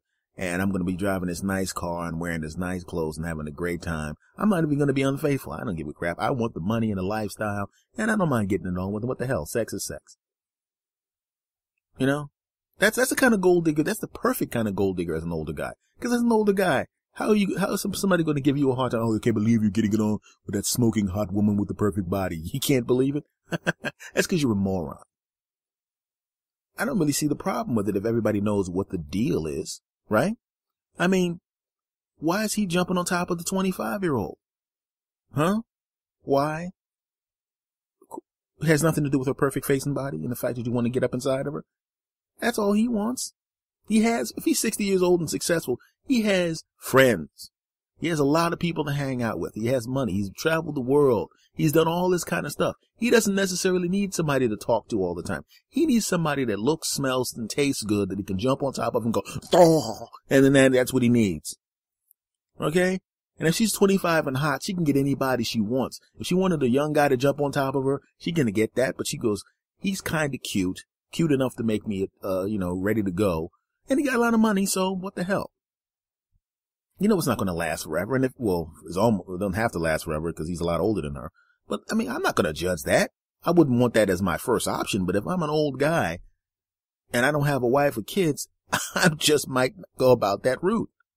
I'll be honest with you. I'm not going to lie. Because I was in a similar relationship. It's similar in the fact that I was a lot younger than the woman. I was about 18 years old and she was 34 years old. And this woman was just, if she told you she was Halle Berry's cousin or sister, you would believe her. That's how good she looked. And basically she thought it was funny. She saw me at the club and we started hanging out, and I looked at her and I'm going, good God, she's fine. But I didn't think I'd have a chance at her because she's 34 years old and I'm some dopey 18-year-old. But, bow chicka wow wow. You understand what I'm saying? Oh yeah. And it was a cool relationship. She just basically, it was like I was basically a 5'9", 175-pound vibrator for this girl. She just basically called me up. Hi, what are you doing? And I knew what are you doing meant. What are you doing meant come on over here, climb on top of me and push me through the mattress for a few hours. That's what it meant. And I was not, when I looked at the phone and I picked that phone up and I heard her voice, I knew exactly. She didn't call me to talk. We had a great conversation and hung out and had fun when we got together, but she didn't call me to talk. You know what she wanted me to do? Come over there, climb on top of her, get behind her, get underneath her. But as long as I put in that work for a long period of time, that's what she wanted. The funny thing about it was we were both at our, quote, sexual peaks, unquote, because I was 18 and she was 34. So basically she wanted me, things lined up perfectly, if you understand what I'm saying. So I understand the concept of those relationships because she bought me stuff and I was cool with that. I understand it. So I don't necessarily judge people when it comes to gold digging and all of that kind of stuff, I'll be honest with you. I wouldn't do it now. I'd rather be the older person to the younger person now, even though, I'm kind of in the middle. So it's like, I'm still acceptable to date someone younger. But, 20 years from now, it's gonna be like, hey, or 25 years from now, you sick, you pervert, get off of her, you sick bastard. But I'm not going to judge anybody. You know, I don't judge that 18-year-old that I was. You know, what do you expect? What are you supposed to do? You know, not take the sex? What are you, crazy? You know, but now as an older guy, it's different. You feel differently about sex because you still want it, but you know, it's like you either want it and with no problems or you rather just not have it, you know, because as an 18-year-old sexually is like a really big, dumb guy at the gym who can lift a lot of weights, but doesn't know how to put together a workout program. That's what an 18-year-old guy is sexually. And I know because I've been an 18-year-old guy, but now I'm a man. And as an older guy, not old, but older, I still have 85-90% of the physical strength I had back then and most of the flexibility and most of the endurance. So I have a lot of the same strength, but I know how to put together a workout program. If you understand what I'm saying. I know how to put in that work. I got the power of that guy and the skill of an older guy, which is the perfect situation. You know? So, but when I'm an older guy, it's going to be down to whatever. I'm not going to have anywhere near the power, physical power I had now. And definitely not that I had then and the flexibility and all of that. I'm just going to want to get to the good stuff, you know, and I have to go through all the problems. I'm not going to be wanting to chase somebody down and try to impress somebody with look, I'm old. I'm rich. You look hot. Listen, I want a girlfriend. You want to get it on 3 times a week and I'll buy you some stuff. I don't care what anybody thinks. Yeah, sure. Fantastic. I mean, that's why I laugh when people get mad and I can't believe that old guy did that. No, you can't believe that old guy did that and you're jealous because you can't do it. You know, you know, but I'll be honest with you. I'm not saying that I don't value relationships or that I hold sex as the most important thing because I don't. Because personally, I think of sex as landscaping. You know, like when you see a building, landscaping is important. As soon as you see the building, you don't know what's inside the building, but you see the landscape and you go, that is really nice landscaping. That, you know what? That looks like a nice looking building. I think I'm going to go there and investigate that building. So you need the landscaping. That's what sex is, landscaping. It's important, but not the most important part. Because you can have the best landscaping out front of the building as possible. But if you go inside the building and the phones don't work and the building is jacked up on the inside, and there's no equipment in there and everybody in there who works there is an idiot, it doesn't matter how good the landscaping was. The business sucks. But on the other hand, if the business is brilliant and incredible, you can hook up the landscaping. Okay? If the business is incredible on the inside and the workers are geniuses and they're making lots of money and there's a productive business and it's helping out the neighborhood and everybody loves it, but the landscaping's a little left up, you can hire somebody to hook up the landscaping. It don't take that much to put some trees out front and throw down some wood chips to make it look good. And that's how I feel about relationships. If she's a good person, I can teach you to do the disgusting things I want to do. I mean, not that I would do anything disgusting unless you follow me on Twitter, in which case you know I will do disgusting things, in which case I just lied to everybody. But what I'm saying is that's why I feel that way. But that doesn't take away from what I was saying about regarding the, being an old guy. Because at that point, if I'm an old guy and I'm successful enough where I could actually offer a really good life to a person, I already got the business. And now I'm adding the landscaping, the good stuff, the good stuff that's that's fun to have, but not really that important because I already have everything else. But why not hook up my landscaping? You know? I mean, that's not a bad thing, is it? And don't be judging me out there either. Don't act like and this is not, and this is for the ladies too. Don't lie and act like if you were a really, really rich lady and you couldn't find a good guy and your life is just awesome in every way except you don't have anybody to climb on top of you that looks good. Don't tell me that if you see some 28-year-old guy who does crunches all day long that you're not going to climb on top of him and ride the crap out of him. Of course you will. And you shouldn't feel guilty about that. Don't let the world tell you that you should still be looking for somebody just like I will, be looking for somebody to be real with and have a real relationship with and have a great time with and build a life with. But don't act like you're not going to do that. You know, but just know in the beginning, this is just landscaping. You know, this relationship is just landscaping. I already got everything else. I'm just, making the outside look a little better. You know, like I said, it's not gender specific. The thing that cracks me up is when I see billionaires get married. I remember I saw a guy who was a billionaire. He got married to a lady he met he very quickly got married too, which means obviously there was no prenuptial agreement. And then he wound up cheating on her, which is really stupid. It's like, dude, if you don't want to be married, don't get married. You're a billionaire. Straight guys would bang you if that's what you're into. If you're a billionaire, it's like, listen, man, I don't understand what you're talking about. I'm a straight man. I can't believe this guy is going to proposition me, man. I just had to walk away from him and just give him the finger. He's worth $20 billion. You think he'll want me to hold his balls while I do it? You see what I'm saying? That's the kind of power having $1 billion or several $1 billion will give you. And you got to realize that. That's why I said if I was a billionaire, man, I ain't marrying nobody. At least not right away. But why would you be a billionaire, marry somebody, and then immediately begin boning waitresses on the side? Boning your friends' nannies and all that kind of stuff that some of these jackasses do. If you're a billionaire, as soon as you get the money, the first thing you should do, and I'm sorry for saying this, but before you get married, get all the banging out of your system. Just bang everybody. If you see a tree stump, bang that. Bang everything. Get it out of your system. Get that, I wonder what she's like. I wonder what that's like. Get it out of your system. Because if you had the need to go around banging somebody on the side when you got married to somebody, that means you ain't finished banging yet. You're not finished having all the sex you need to have. You're not finished yet. You need to get that out of your system because it's going to cost you a whole lot of money when she drops your ass and when she stands in front of that judge and goes, and then he banged 40 waitresses. 40 waitresses? Well, we'll give you $100 million for every one of the waitresses he banged. Huh? Oh, he's broke? That's a shame. You know? So I decided, like I said in the beginning of this, that, like I said, if I'm 60 years old, all I'm saying is, gold diggers, bring it on. All I ask you to do is not spend so much money that you hurt my bottom line. That's all I ask. But hopefully before that happens, I will find a good woman to spend my life with or maybe have some kids with. But like I said, if I'm 60 years old and I don't have a wife and kids, I ain't saying she's a gold digger, but she ain't messing with no broke, cause I won't be a broke. She will not be messing with a broke. I'll be rich.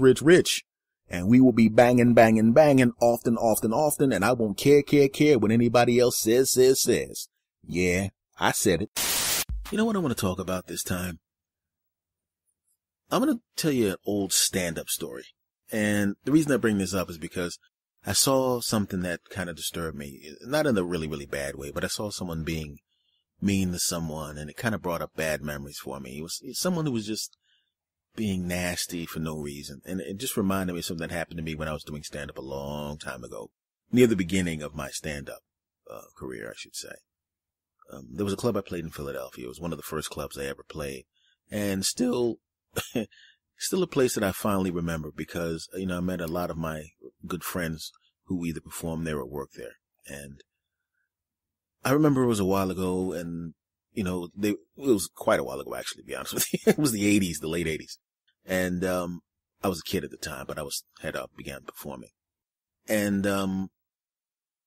there was a guy on stage performing, and he was doing a great job. And at the time, the comedy boom was still rolling, and every club was full. Someone actually would show up to your business and write the word comedy in spray paint on the side of your building, it would be full of people. Okay. That's how easy it was back then. And I remember playing this place, and everybody was having great sets. The place was packed and everything. And I used to watch from the back, and I used to watch all the performers perform. And, my voice hadn't even really changed yet. Hey, man, I still kind of sounded like that. That's how long ago it was. And, and I was watching the guy, and he's doing this great job. He's just destroying the place. People are going crazy, going nuts. And I used to watch him, and he was one of those attack comedian type guys. He would pick on people in the audience, and hey, look at that guy. That guy's fat. Hey, what kind of shirt is that? And the whole audience is laughing and laughing and laughing. And at the time, I was kind of impressionable, and so I thought, okay, well, maybe I guess this is what I'm supposed to be doing. He's the guy that's getting, one of the guys getting the best laughs. Maybe I should do some of that stuff. And so one day I was watching him perform, and the place was packed, and everybody was going nuts. And I walked to the side by the bathroom to watch the stage. And from that vantage point, you could actually see the audience members' faces. So there's this guy in the audience, and he's a big fat guy. I mean, if you were to look at him, you read nice guy immediately when you looked at this guy. There was nothing harsh about him. He was just a nice guy. He just happened to be a big fat guy. And the woman next to him was just one of those, you see like a really big guy and his girlfriend is a little tiny lady. She was like a tiny, pretty, cute type lady, a little nerdy around the edges. The kind of girl that has a big, oversized lily in her hair. And you could tell by the body language that they liked each other, and everything about them had new relationship written on it. I don't even know if he kissed her yet. It looked that new, that thing where you don't know if you touch her on the arm the wrong way, if you want to think you're being forward, that kind of thing. In those days, yeah, I'm going to sound like an old guy. In those days, dudes cared about that. So it looked like a new relationship. So what happens is this guy sees the guy in the audience, and you could tell if you're on stage and you do attack comedy, he's the first person you look at. The big fat guy with the cute little lady next to him. So he's hammering away at this guy, and at first the guy's laughing because it wasn't really harsh what he was doing. And then he just kept going on and on and on, and the audience was laughing, but he wasn't laughing anymore. And you could see him getting uncomfortable in his chair and looking over at his girlfriend, kind of like, oh God, please don't embarrass me in front of her. And she's kind of getting embarrassed, and she's already tiny. She's shrinking into the chair. And I'm looking at it and I'm feeling horrible because the rest of the audience can't see this. All they can see is this guy on stage and hear other people laughing, but they can't see this guy's face. But I saw it. If you know what a micro expression is, those little expressions that you kind of pick up on only if you're really paying attention. And I was really paying attention. And I could tell now at this point, he's hurting the guy's feelings and he just won't stop. And that was like a silent scream inside of me going, oh God, leave the dude alone. I understand. I do crowd work too. And I know sometimes if you find fertile soil for humor, you kind of stick with it. But look, did you not notice what's going on with this guy? You're ruining this guy's evening. This guy was out. He was proud of himself. Yeah, that shirt was ridiculous looking, but he was proud of himself. And she had her hand in his arm and she was sitting there and she was kind of, basically kind of try to hold his hand. I mean, this was two innocent people and he is just hammering away. He walks off the stage. And the audience, yay! And I go on next. And the next comic, blah, blah, blah. He's a very young kid, but then, the MC teases me because I'm a kid at the time. And I go on stage and I'm doing my thing and I'm getting laughs too and everything's going great. And I turn and I look at this guy. And he had this look on his face like, oh no. Oh God, please no. This guy is funny. This kid's funny. Oh God, and I started joking with him, but I made it a point not to say anything that would hurt his feelings. I joked with him and I joked in a way that he laughed. I don't remember what I said, but whatever I said about him, he laughed at it. She laughed at it. And then they looked at each other when they were laughing. And then she leaned over and kissed him on the cheek. And that made me feel good. Because to me, as a comedian, when I want to make someone laugh in the audience, I want to make them happy when they left. And even if I'm, quote, teasing someone, unquote, to me, as a performer, it's not funny unless the person I'm teasing finds it funny too. I don't want to hurt that person. That person paid to get in too. And sometimes if a person hammers away on a person, the person getting hammered away on feels uncomfortable. And there comes a point where even the people sitting around become uncomfortable. And I just remember that look on the guy's face of relief and starting to laugh and joke. And he even had a big belly like, oh, and she had this little goofy laugh. And I made it a point not to talk about it in a harsh way. I teased them about it and they laughed. Show ends. I walk off stage. He sees the guy over there and he kind of has this look like, why did you do this to me? To the other guy. And he didn't even go up and talk to him. But he came over and talked to me. And she came over and talked to me too. And they introduced themselves. That was their first date. They had gone to coffee before, but that was their first date. And they thanked me for having a good time. And she gave me a kiss on the cheek and he hugged me. And he looked at me and she goes, I'm going to go freshen up. And she goes to the bathroom before they're about to leave. And he comes up to me and he goes, you knew, didn't you? And I said, I knew what? He goes, I know what was going on. I said, the first guy, he was really getting on. He was embarrassing me in front of my girl, man. It took me a long time to get up the courage to talk to this girl. And I finally get her to go out with me instead of just for coffee, our first date night. And then I go on and this guy comes on stage and he humiliates me in front of everybody. But then you came on and, you teased me too, but you didn't make me feel like an asshole. Now that the show's over, she's happy again. And, because I laughed at the jokes and they were funny and you didn't hurt my feelings, you didn't crush me. You saved my night, dude. So I want to thank you for that. And I said, thanks. You don't you don't have to crush people. You don't have to hammer people down and smash them just because you can. I mean, that night stuck with me. And I mean, this is, geez, this is 1986 then, this is 2013 now. That's how long ago and how fresh that story is with me. And every time I see someone crush somebody when they don't have to, that comes to mind. And every time I perform now, when I get up on that stage and if I see someone out front who's wearing a wacky outfit, or some big fat guy, some skinny person, somebody who's goofy looking, and keep in mind, all of these qualifiers are based on someone else's description of them, not mine. I just consider them unique individuals, just like everyone else's. When I see that, it never occurs to me to try to hurt that person. It never occurs to me to try to humiliate that person. Because like I said, if they're not laughing at it when I tease them, it ain't funny. It's not funny at all. Which is why I try my best. And I've been very successful over the course of all my years to not hurt people's feelings or crush them when I'm doing my shows. This is why I don't get heckled. And that's what I saw today. I saw someone crushing someone when they didn't have to. And quite frankly, under most circumstances, you don't have to crush somebody. You can let people save face. You can gracefully bow out of an argument that's not important to you.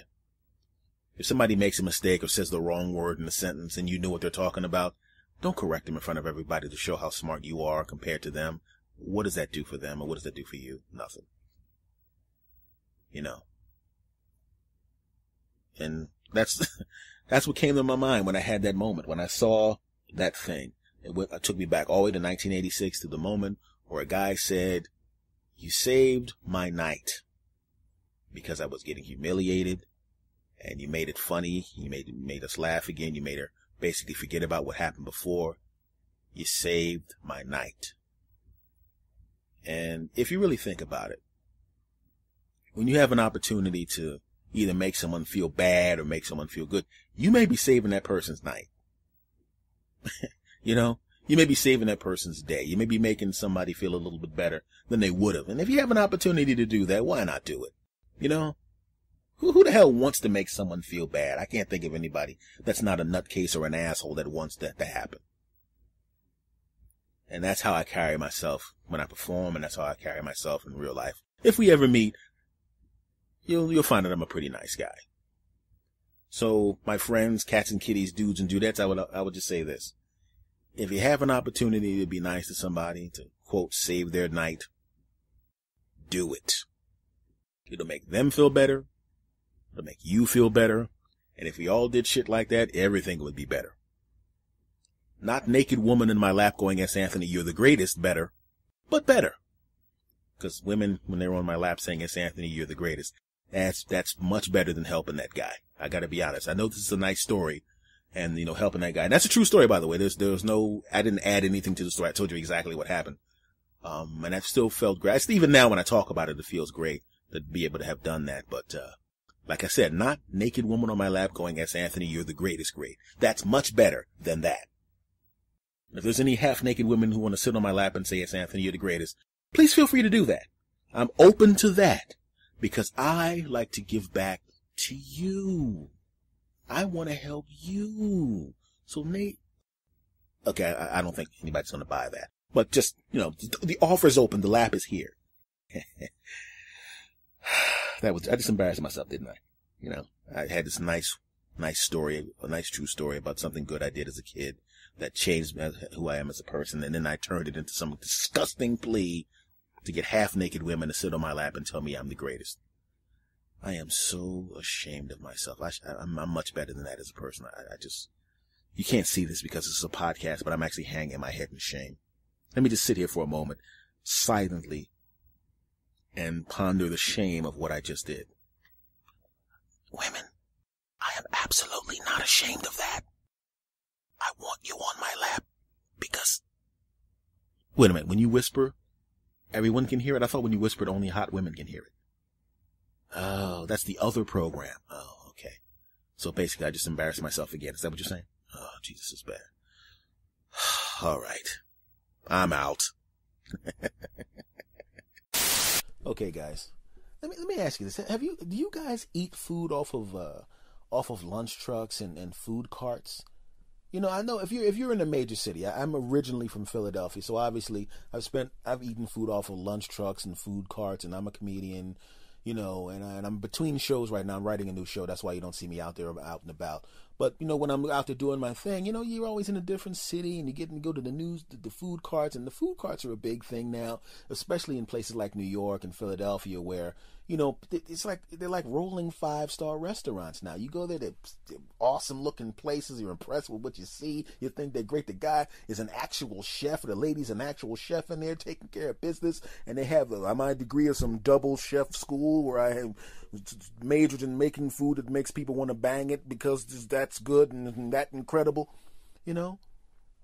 So I'm used to the food cart. So I take some. So I go to. It was a food cart that in the city that I lived in at that time, and it was like one of those super duper mega 18 stars. It has 10,000 Michelin stars, and so I take the food and I bring it back to some friends. They're like, "Oh man, this food is the greatest, it's the best." And I'm going, "Yeah, I tell you, this guy's the real deal, man." Boop boop boop boop boop.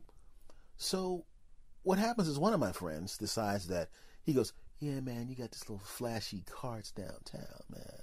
You got these little flashy trucks downtown, but you know, you need to have like home style cooking, man. And I know a place that is the home style cooking. It's the same stuff you get downtown, but it's home style cooking, man. This guy's been cooking for years, man. You don't even need those fancy degrees. This guy just knows how to cook." And I'm going, I don't care about degrees and all that kind of crap. I mean, they cook it, it tastes good. I'm cool with it. He goes, "Let me tell you, you got to understand, this is the real deal. I'm going to get you some real cooking, man. I'm going to bring this to you, and forget that fancy crap you just had there, man. This is the real, this is the good, and this is the greatest stuff in the world, the good stuff, the greatest." And we're going, "Yeah, could you stop describing it and go get the shit, please?" All right, let me stop describing it, because we're going to start railing again about how good it was. So he goes to get it. And he brings it back, and we're like, "Oh, cool." We gave him, you know, we gave him the bread he needed, the money he needed to go buy it, and then he comes back. And we're going, "Oh, cool." And so it looks good. Got the little styrofoam thing. We pop it open, we all eat it. It is the greatest. It's as good as that crap from downtown for large amounts of money. It's as good as that stuff. So damn good, I'm thinking, you know what? You were right, man. You were right to say that we should go with the home cooking and the home style cooking. This guy that's been cooking in the same truck in the same spot. This way is as good, if not better, than the fancy schmancy people downtown with their $60,000 sandwiches. This guy is great, and I'm telling you right now, from now on, we're going to mix this guy in, damn it. Forget the people downtown. I'll still go to them because I like them, but this guy right here, man, get the good food and not spend as much money as that down there, just do it. So we started mixing that in when we were going around. We started mixing it in. He was always the one that went to get it because you know how it is. He's the one that had a relationship with the cat. Not that they're friends or anything like that, but they always saw his face. And sometimes when you go to a supermarket, well, not a supermarket, even a supermarket, if you get lunch meat from a supermarket, or if a person keeps going to a restaurant, if that person is thought of as a great customer, sometimes they'll get perks, or they'll get more food, or they'll get more spices, more biscuits, more whatever, that you wouldn't get as a new customer. So it only makes sense to send that person to get the stuff. Right? Great. So we're cool. We're eating it. That's all. This guy's the greatest. You know, eating like pigs. You know, making all the disgusting sounds. Sounds like the sounds like the backdrop of a porno film. You know. So one time he goes, "Yo, man, do me a favor, man. Man, could you come with me? Because I got to do something else first. I'm going to carry this package and put it in the trunk. It's going to be kind of heavy. And then we go get the food and we come back. And I go, sure, no problem. Get in the car with him. We pick up the package. The shit is heavy. And if I'd have known it was that heavy, I'd have been like, you know what? Go fuck yourself. Just kidding. I would have helped him out, but I would have looked at him mean the whole time. You bastard. You sick mother. Ooh, that was heavier than you said, you punk ass. So we go to the lunch truck. And I'm walking down the street. Go, here it comes, man. You're going to finally meet it. And I just see this line of people, but I don't see the truck yet. I see a line of people, and I'm going, oh man, this guy, I don't blame him. I'll be in line for this too. He goes, oh, we ain't got to be in line, man. I come here all the time. We can just go to the back of the truck. We just walk around this corner, and we go right up there. Oh, my food's ready. Oh, cool. See, that's why we sent you, because you built up the relationship with this guy, and it's great. And we turn the corner, And I see the truck. And the truck looks like it fell out of somebody's ass. I mean, this truck looked like it fell out of somebody's ass. It looked like it fell out of the ass of someone who just lost a mud wrestling fight. This is the dirtiest, the most disgusting looking piece of shit truck in the world. I damn near stuck my fingers down my throat to vomit up the 3 weeks of food that I ate at this hunk of shit truck. Now, I'm a dude, and most guys don't give a crap. Women get a little, oh, that's just not clean enough. And most guys are like, hey, if it ain't going to kill you. You know, guys don't even have a 5-second rule. We got a, oh, there it is rule. Because, oh, there's that hot dog from last month. Let me smell it. Not bad. And eat it anyway. Yes, you are, guys. I know that your wife might be right next to you listening to this in the car, or your girlfriend might be next to you listening to this, or your daughter might be next to you listening to this, or whatever. And I don't want you to try to lie to them. You're a lying sack of crap. You know you're disgusting with the stuff you eat. Shut up. But this was just a bridge. This was way too far, Jack. Because I'm looking at the truck going, oh my God. I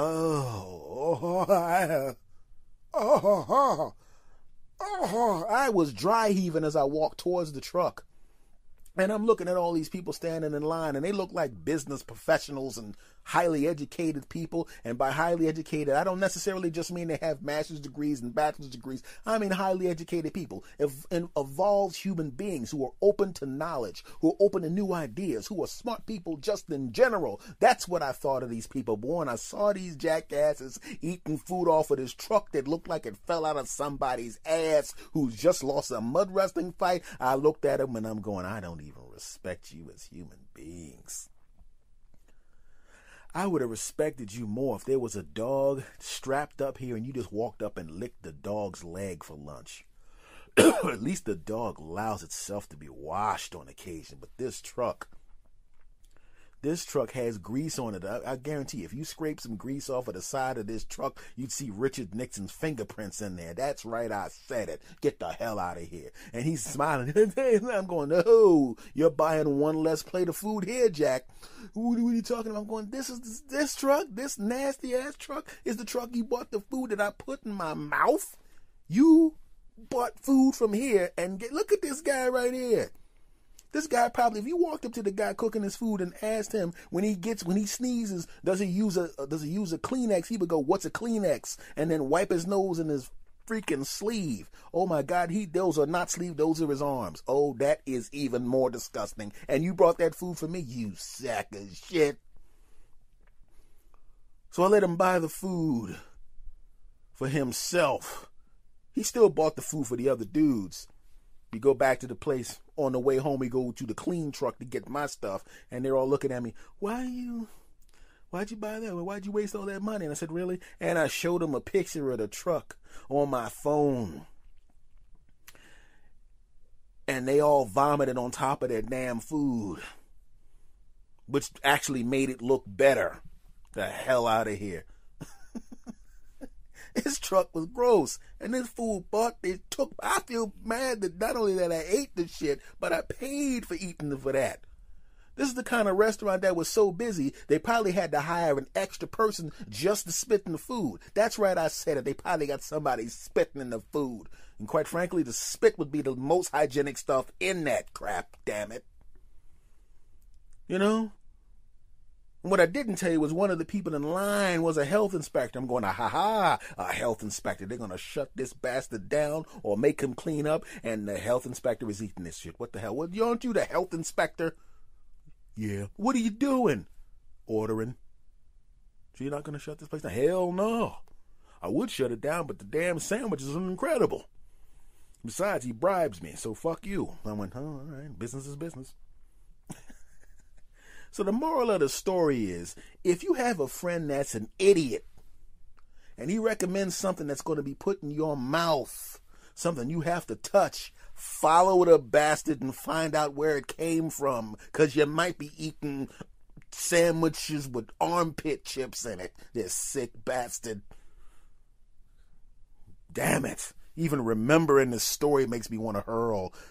This segment's over. After we just gonna go to the next segment. I think I'm fine, but I can't take it. My friends, my podcast audience, I gotta talk to you about this, damn it. You would be so proud of the S Machine, aka me. Why?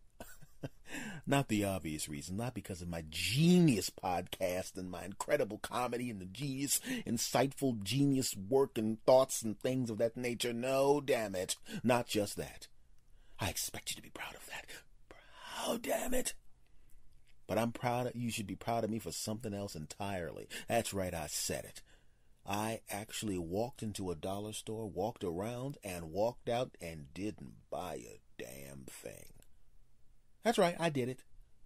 I know what you're thinking. You're going, that's impossible. No one in the world can walk into a dollar store and then walk out of the dollar store without buying something. Well, damn it, not everybody is S. Anthony Thomas, and it takes a man like me to do something like that, damn it. I did it. It's such an astounding feat that as I walked out of the store, a news crew showed up. They were all dressed in their jammies because they had been actually living there for 6 months, hoping they would find the elusive person who had the amount of willpower it takes to walk into a dollar store and walk out without buying anything. And they ran up to me, excuse me, are you the great S. Anthony Thomas who does that genius podcast? And I'm going, of course I am. What kind of stupid question is that? Can't you see the sign I have taped in my hat? And the lady said, I can't believe you did it. And I went, I know. And the Guinness people went, hey. You know that guy over there that's actually helping people and doing all sorts of great things overseas, and we should talk about how amazing and wonderful he is? Tell that guy to go suck an ass. We got to talk to this dude that walked in and out of a dollar store without buying something. And they pushed the Nobel Peace Prize winner down the street and told him to go do something important, because who cares about that Nobel Prize crap and helping people? Who cares? S. Anthony Thomas walked into a dollar store and walked out without buying something. You damn right. You can't even believe you heard such an astounding feat. And the thing that's amazing about it is that's actually true. Well, not the news part. That actually didn't happen, and the Guinness people didn't show up. I actually embellished there a little bit. I know you were actually believing me when I said that, but I just wanted to clarify that was me just being a little weird there. Anyway.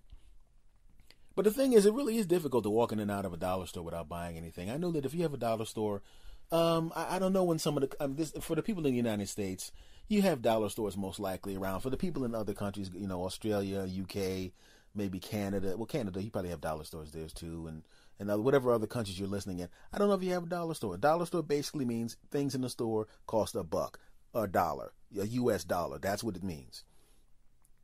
And I actually went in with someone else. I wasn't going in for myself. And we actually had a bet. The guy goes, I bet you that you could not walk into this store because you've never walked into the dollar store and not walked out with something. I said, I bet you I can. He goes, I'll bet you. And we were in this store for about 20 minutes. I'm walking around, me, man, blah, blah, blah. He's picking up crap he doesn't need. Tampons, I'll take them. Like, dude, you're a dude. 2, you have no girlfriend. 3, your mom's 80. I can't see anybody be buying this for. Who cares? It's $1. I'll put it in the cart.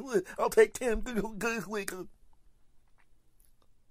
So he walks out with $716 worth of bullshit, which surprisingly enough is about 716 items.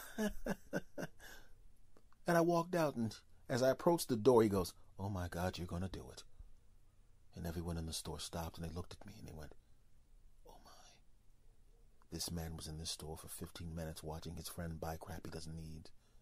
He's actually heading toward the door without an item.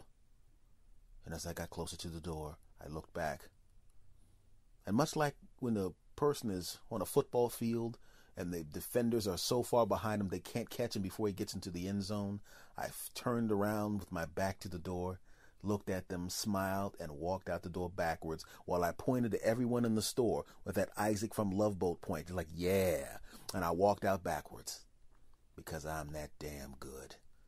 And the guy that I went with, he goes, man, thanks for the ride because my car is down. I want to appreciate you bringing me here to this thing, man. I can't believe it. I can't believe you were good enough to walk through the dollar store and not buy anything. No one in the history of the world has done that. And I said, I know.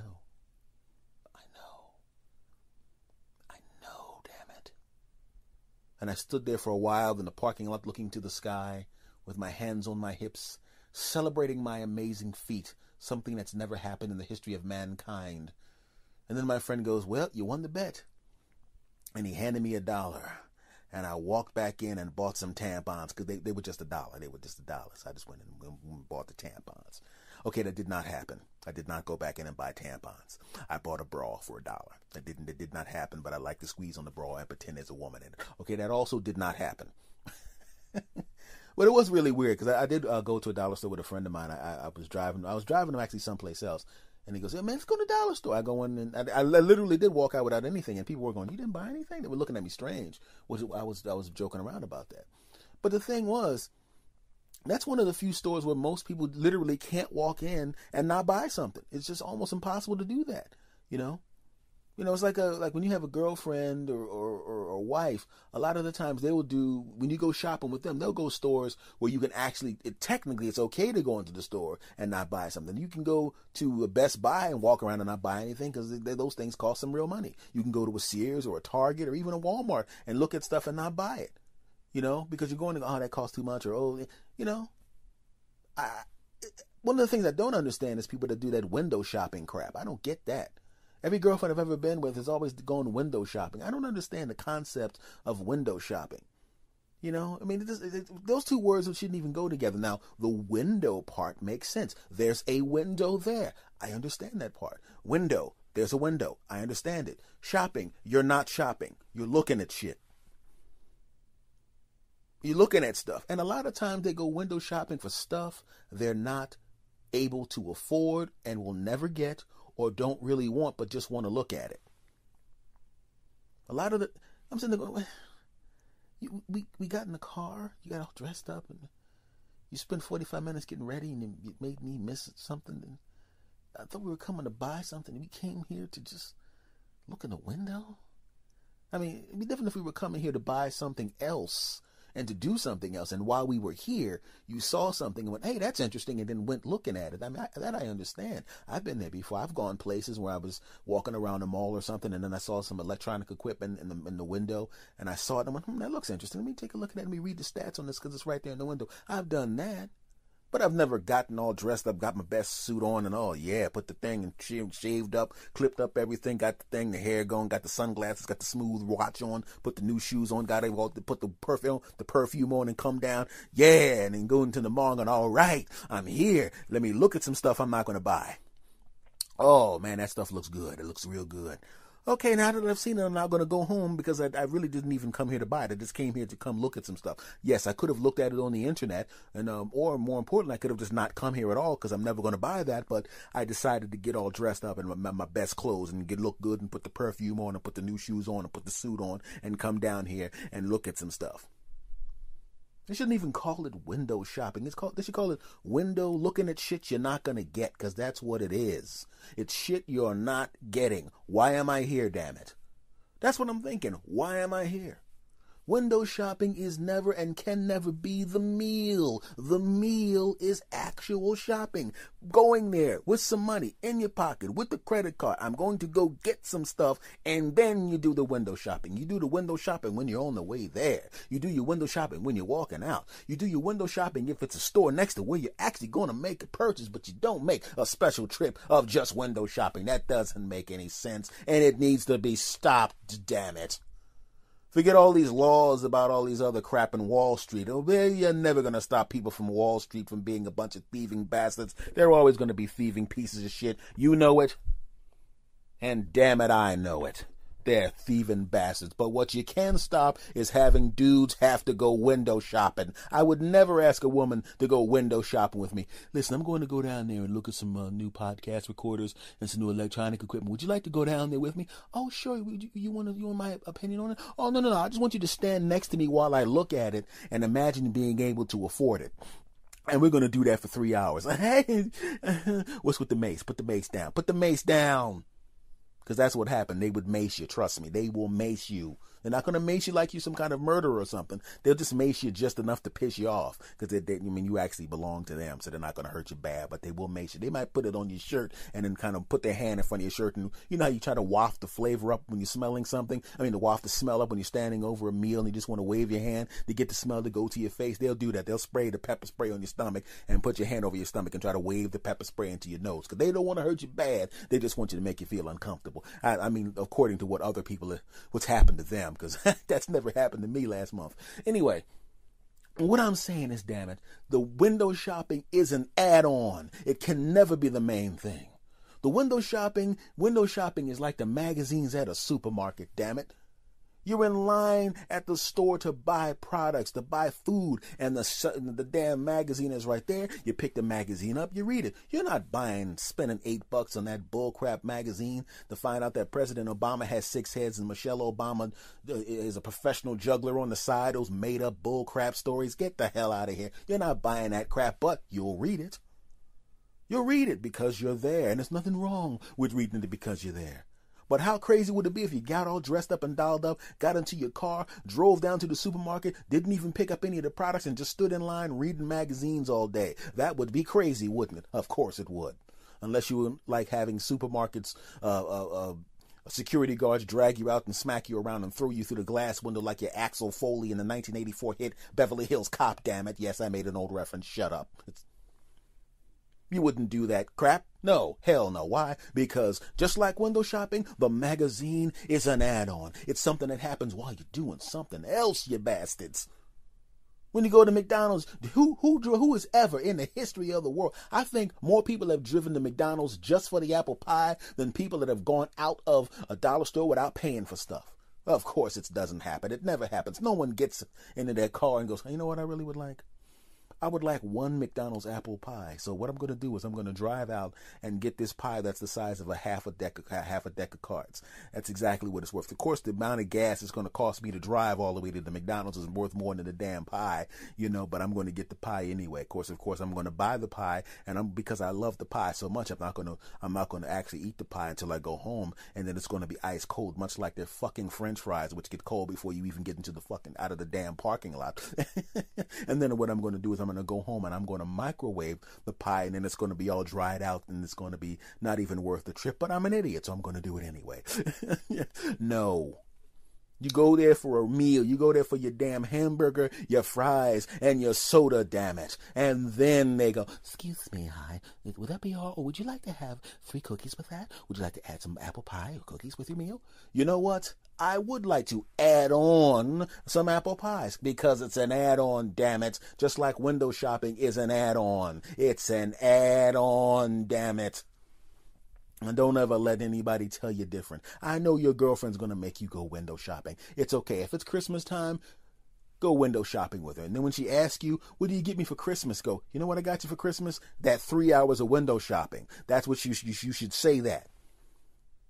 Now, if you actually do say that, something bad's going to happen to you, because not only were you going to have to buy her the gift, but you're going to find out that ambulance rides are kind of expensive, and so are hospital bills. Even though if you have insurance, the insurance will pay for most of the hospital bill, but there will be some kind of copay that's going to come out of your pocket, and it's going to be money that you didn't have to spend if you weren't trying to be a smart ass, because you shouldn't really take one of these rants that I have on my podcast. You should not take them literally, because I would never actually do that to a girlfriend of mine.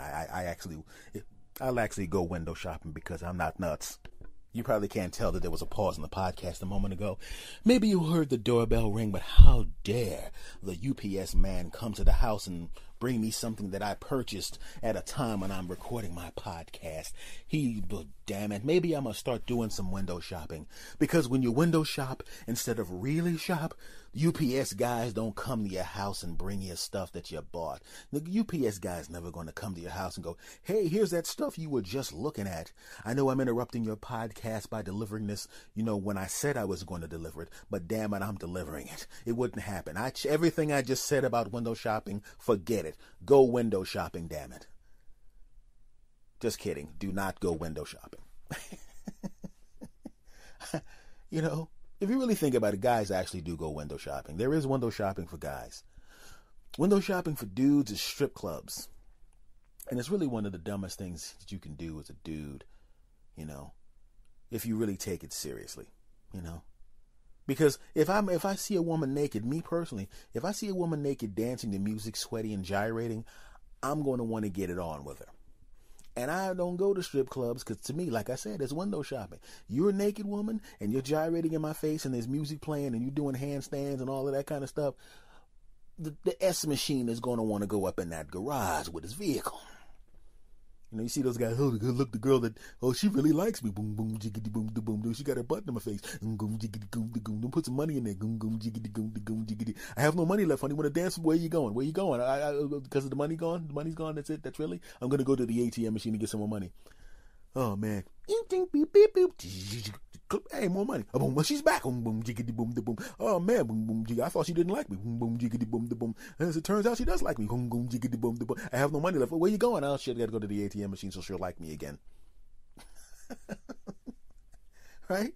And a lot of these guys that actually go to the damn strip club and ladies that go to the strip club sitting there putting some money in some dude's balls, you got somebody at home who, you know, you're not going to do anything with the stripper, either because the stripper is not going to want to get it on with you because he or she knows you're just window shopping, or, you know, you really don't want to get it on with the person. You just want to look at somebody who looks great and in great shape and look at those, look at his this and his that, look at his six pack and yeah, look at that girl's ass, look at them. I like to put my stuff in her stuff and put my thing on her thing and put my mouth on her things and squeeze on her things. I like to take his stuff and put it in my stuff and grab his stuff and play with his thing and put his thing in. Well, I wouldn't put his thing in my thing, but I really can fantasize about putting his thing up in my stuff and you know, you're not going to do anything.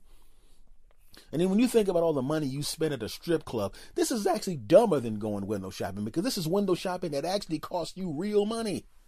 You're giving money to a woman that you find attractive who is not going to get it on with you. You're putting your money behind the balls of a guy who wouldn't give you the time of day. But there's a guy at home whose balls you play with willingly, who you signed a contract. You put a ring on your finger and said, this guy's balls are my balls, and I'm playing with just these balls. I'll go look at other balls and stuff money behind other balls, but I'm not going to get it on with somebody else's balls, just this guy's balls. And dudes, it's the same thing, you sick bastards. It's the same thing. I have a woman at home who's nude. I have a woman at home who's willing to get it on with me, and I'm going to just get it on with her, damn it. I'm not going to get it on with anybody else. I'm just going to get it on with that woman, and that's that, and that's the end of that. But look at this stuff on this lady right here. Look at her stuff. I love her stuff too, but I'm not going to touch her stuff. I'm not going to mess with her stuff. I have a woman at home and lets me play with her stuff.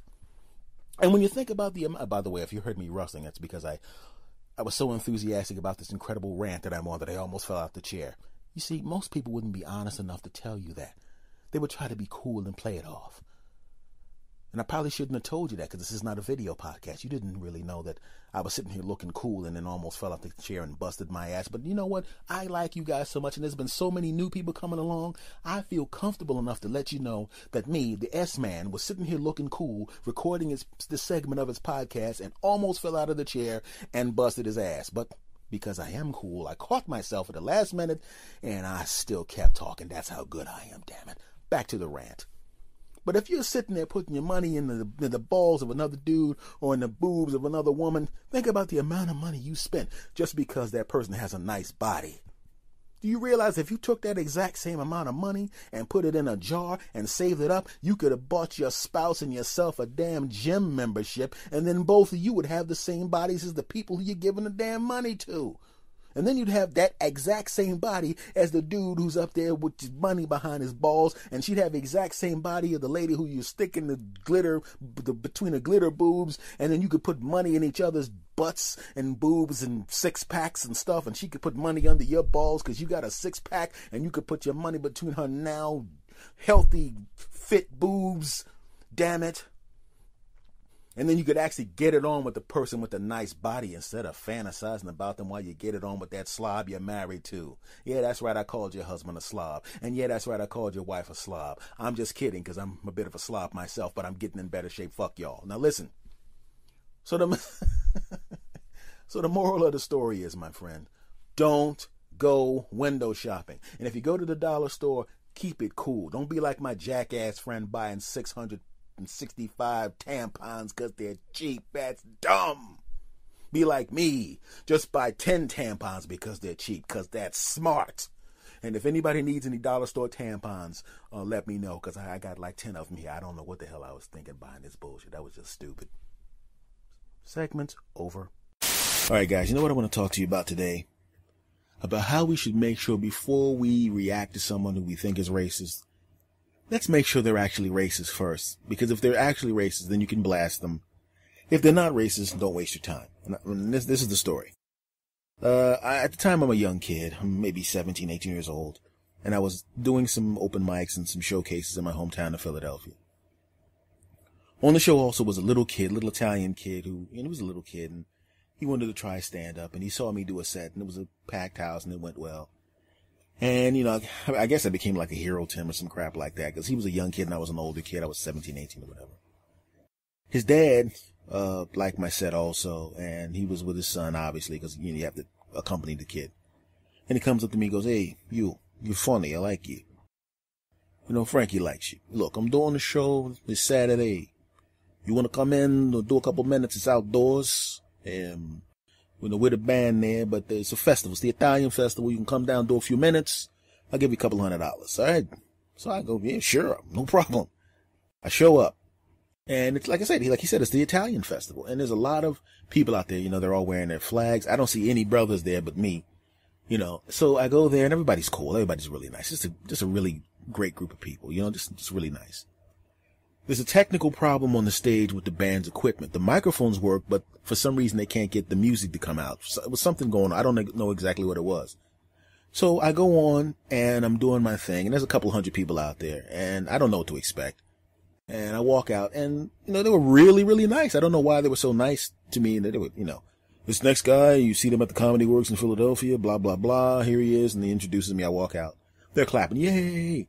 So I'm doing my routine, and I'm thinking I'm only going to be up there 5 or 6 minutes. And it's going really well, you know. And if anybody who's a live performer or seen a live performance, you know when the audience is just really in love with what's going on, to the point where even the performer is shocked by the reaction. It was one of those. So I do a joke. I'm going, geez. In my head, I'm going, good God, this is great. Can I take these people everywhere? So I look back, and the guy who asked me there is giving me the hand signal to say stretch. And as it turns out, they can't solve the problem, but they don't want the show to stop because the people will go and leave the performance area and begin milling around outside with the rest of the crowd, because there are people walking, there's food all over the place, and everybody's having a great time. So I'm going on and on and on. And now that I realize I'm going to have to be up there for a longer period of time, and I've used up the material I had put together specifically for this performance, I start going into my regular act and performing, you know, as if I'm getting paid. But I guess technically I was getting a couple $100, so I was getting paid, so it didn't matter.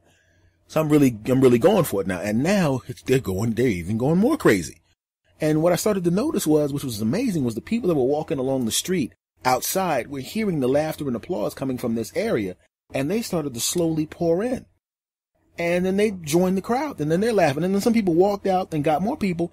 And all of a sudden, the audience was about 200, is now 400, 500, 700, 800, 900, 1,500 people stuffed in there. And I'm looking going, Jesus Christ. You know, so I'm doing my thing, and all of a sudden I went from 200 people being there to 1,500 people crammed into this area because they're enjoying the show. And I'm really happy about this.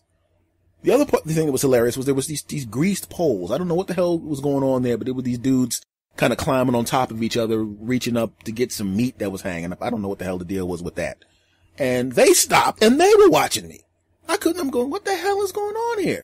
And I busted the punchline. I think I teased the guys on the pole about something. I don't know what the joke was.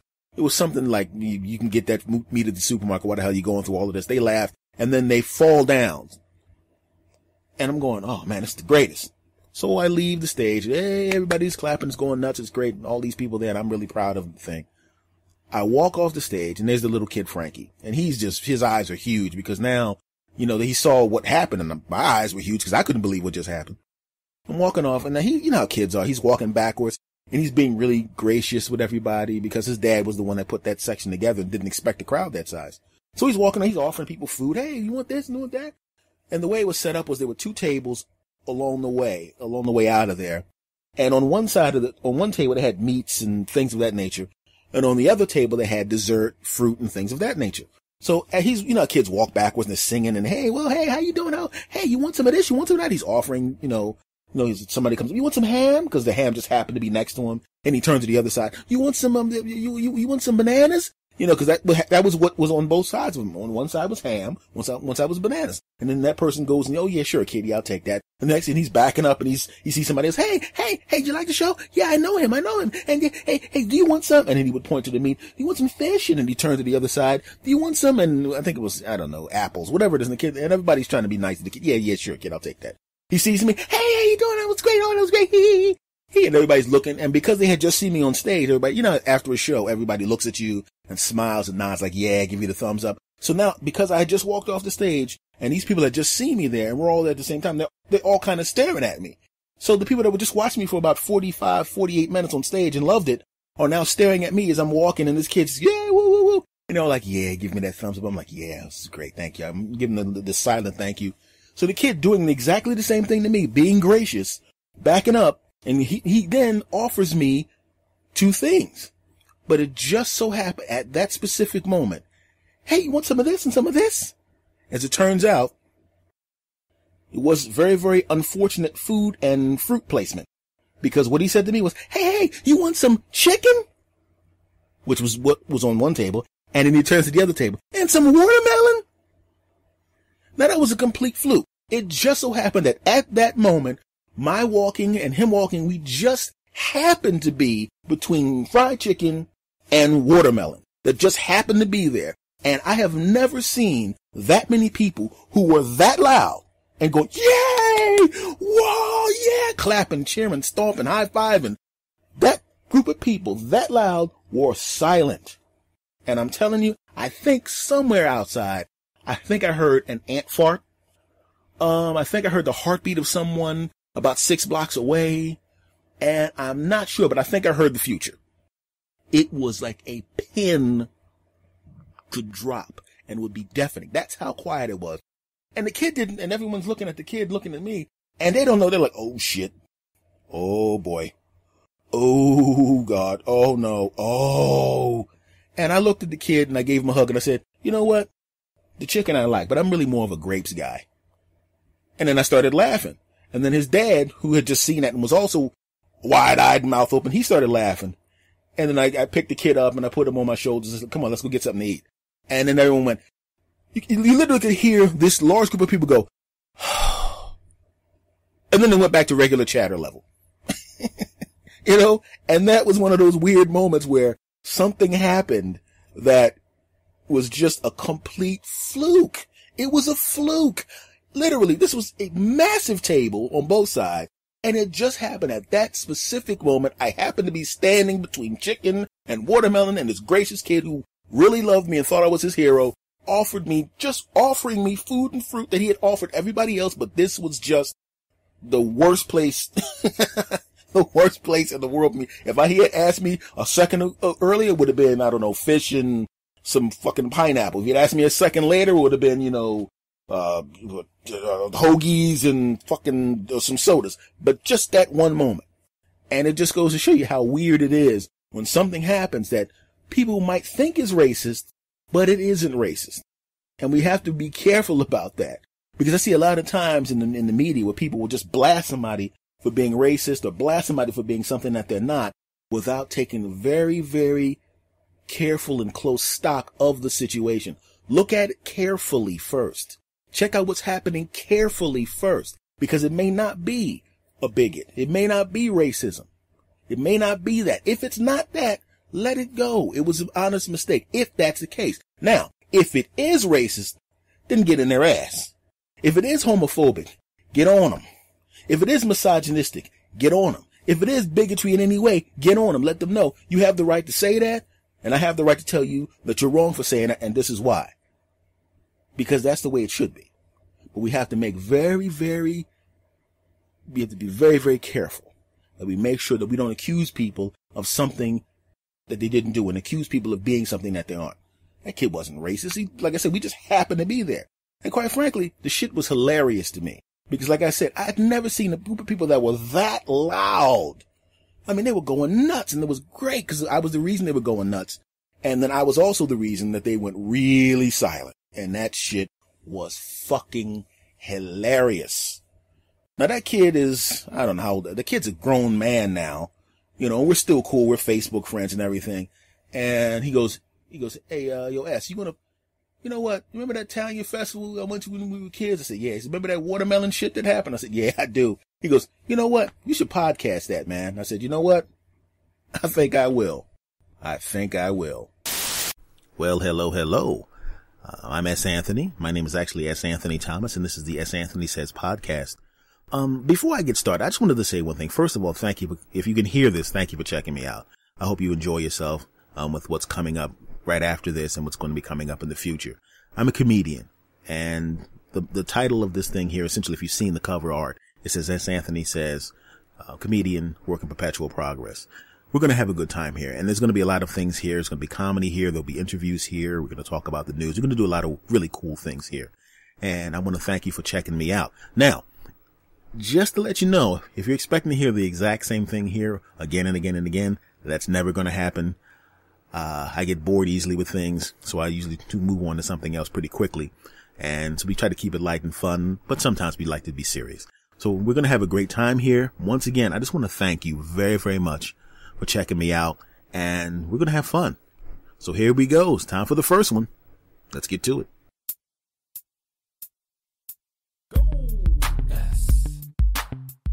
Anthony Thomas. Anthony Thomas. Anthony Thomas.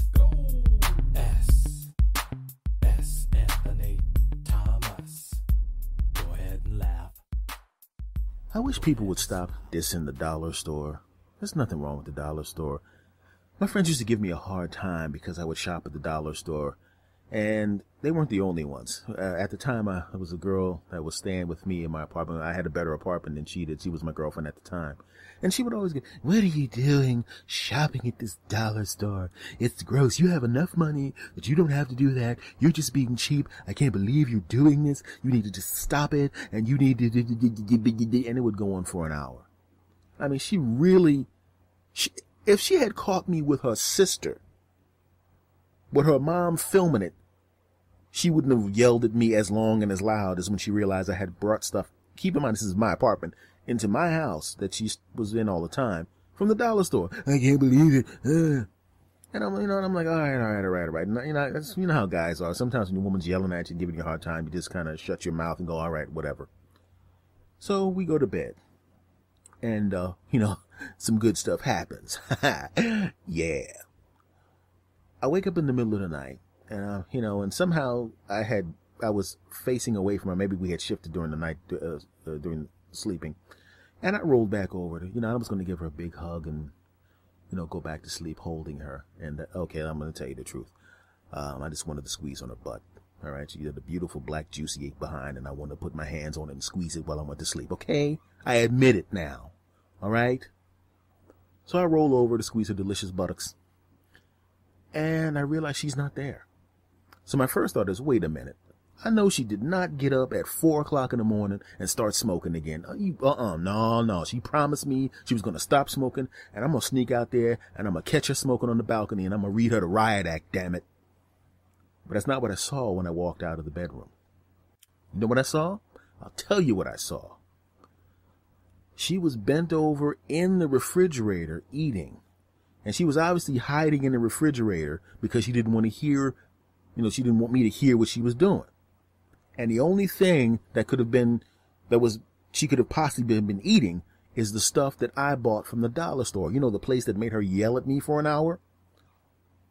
Okay, actually, to be honest with you, I didn't think that first because, she was naked and bending over into the refrigerator. And my first thought was, man, that butt looks delicious. I want some of that. That was my first thought. And then my second thought was, man, that butt looks delicious. I want some more of that. And my third thought was, man, that butt looks delicious. I want some. Okay, my first 414 thoughts were, man, that butt looks delicious. I want some of that. Then I got upset. So I walk up behind her, and she's naked. And at the time, so am I.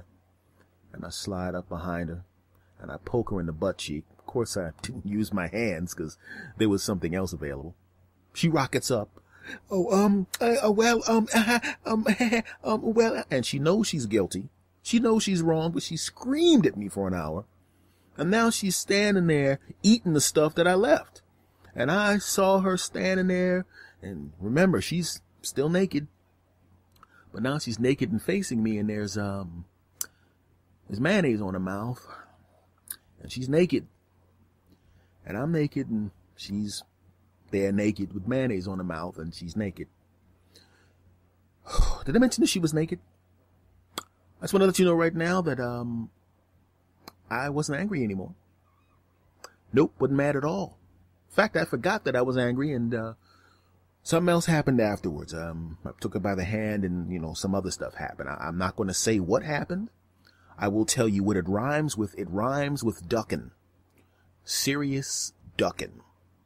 You know, because we went back and, like I said, I'm not going to tell you what happened or be gross. I'm going to tell you what it rhymes with. First, I put her in the bed and micked her mamina. Then she gave me a long, slow moblob, followed by about 30 to 45 minutes of vaginal intercourse. And because it was close to my birthday, she let me have some manal Bex. So, I'm just going to say that, you know, dollar stores are good things. Dollar stores are good things. Not because they give you bargains that you normally wouldn't have had, but because at 4:00 in the morning, a few years ago, with that girl who I was with, but I'm not with now, but I still think of that fondly, I got some manal mechs when I normally wouldn't have got any manal mechs. And I really want to thank the dollar store for the bargains and for the deep manal mechs that I got. Thank you, dollar store. You're the greatest. It always amazes me how guys don't understand that other people's bodies belong to them and not to you. It's like a baby. You know, like a baby will just grab your face and, you know, bite your face or lick your face, or, you know, the baby just doesn't think in terms of you being separate from them. And some guys are the same way, man. You know, I was watching these two guys. It was this young lady. She was like 19, 20 years old. And I'm buying a sandwich and they follow her into the store. And at first, because of the physical closeness that they had, I thought that they were a couple or something. And then the other guy was maybe the tag along. As it turns out, it was just a guy following this girl down the street, trying to hug her. Hey, girl, come on now. Let me just get a hug. Come on now. She's like, no, get away from me. He said, come on, let me just touch your hair or something. And he's like, she said no. And he's trying to put his arms around her waist and kiss her on the cheek and stuff. And then these idiots look at me like I'm going to give them the seal of approval. I looked at him with this look of disgust on my face. And the kid was about to say something to me, and then he thought better of it because he probably realized he was about to get knocked the fuck out if he tried anything. And then he left. And the lady, you know, and the girl looks at me, kind of saying thank you with her face. And I just nodded at her, and then they left. But that always amazed me. I never understood guys that acted like that. They see a woman on the street that they like, and they figure they can just walk up and start touching her and stuff and saying all sorts of ridiculousness to her. Never understood that. Even when I had friends that did that, I didn't like it. You know, I'd be walking down the street and they go, yo, girl, blah, blah, blah, and he would say something rude, and I'd look at him like, yo, dude, what's up? Shut up, man. You know, not that I care what another dude does, but it's like, come on, man, just calm down. Because I wouldn't even want a woman that would respond to that bullshit. You understand what I'm saying? I wouldn't even want that. Because look how much self-esteem does she have if she responds to bullshit like that? Now, don't get me wrong. I love squeezing on some delicious butt and some delicious breasts. Because if a woman is mine, make no mistake, my hands are going to be on her delicious breasts and that delicious buttocks as much as possible. But call me crazy, I like to have permission to touch people. I don't like anybody touching me. Even if you're a gorgeous woman, if I don't know you, don't touch me. You know what I'm saying? And this goes to show you something funny that happened to me a little while ago. There's this guy that stops off at the donut shop. He's a homeless guy, you know, and I give him some money whenever I see him, you know. I tried to get him some help, but he just won't do it. And he, you know, I tried to get him some place where he can get clean, but he just won't do it. So every time he shows up, he's always, you know, I know that he's covered in, you know, his human stuff, if you understand what I'm saying. Because he doesn't necessarily have the best bathroom facilities, but, you know, unless you know right away, you can't tell that's what's about to happen. So when I give him money, he has this thing where he likes to hug people that give him money. I was like, nah, that's all right. I just told him, you know, I really don't like people hugging me. No offense. I mean, really, I didn't want to say, you know what? I really don't want to be covered in piss and crap. Okay. Here's the money, you know, chill. So I'm in the store and a guy that I don't even dislike the guy, but he's a bit of a dick. He's one of those guys that you grew up with that always thought he was better than you. And I don't mean better than you at something. I mean better as an entity, just better. You're less, he's up here, you're down there. And he was horrible to me as a kid. And, I figured, you know, we're adults now, you know, and I haven't seen him in a few years. I figured, you know, let bygones be bygones. I'm gonna go up, shake the guy's hand, you know, and we'll say hello to him. Nothing has changed with this guy. Nothing. He is the same walking pile of hot guano he was 20 years ago. Okay. And I'm doing pretty good, and, you know, and he's doing pretty good too. But for some reason, he thinks, oh, hello, yes. Blah, blah, blah, blah, blah, blah, blah. I'm not even going to repeat what he said, but basically, it was essentially him trying to put me down, not realizing that that kind of shit doesn't bother me. The hell do I care what somebody else thinks? And then he starts being really rude with it. And then he starts becoming really rude with other people and trying to insult people that come into the store and thinking I'm going to go along with it. And I'm thinking, nah, man. And I said, dude, will you just calm down? Just relax. He gets more rude and more obnoxious to the point where I wanted to slap the shit out of him.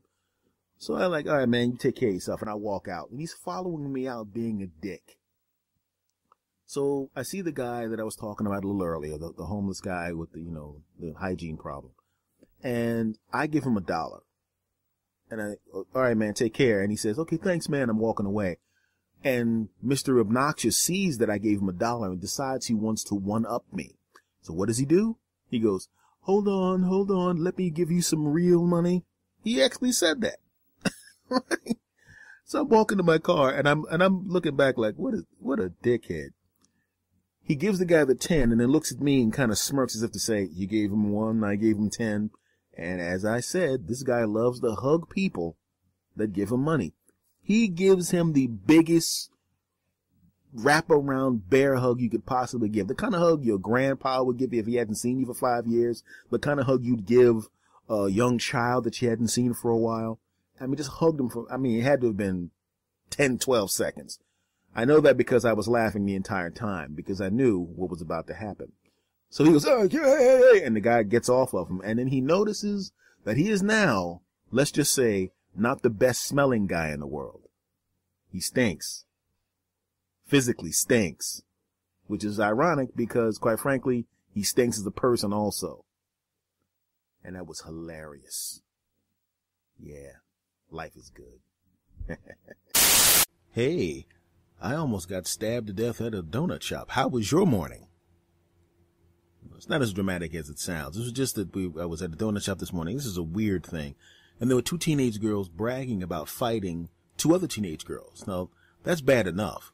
But what actually happened was the teenage girls that were bragging about fighting were pregnant. And they were fighting 2 other pregnant teenage girls.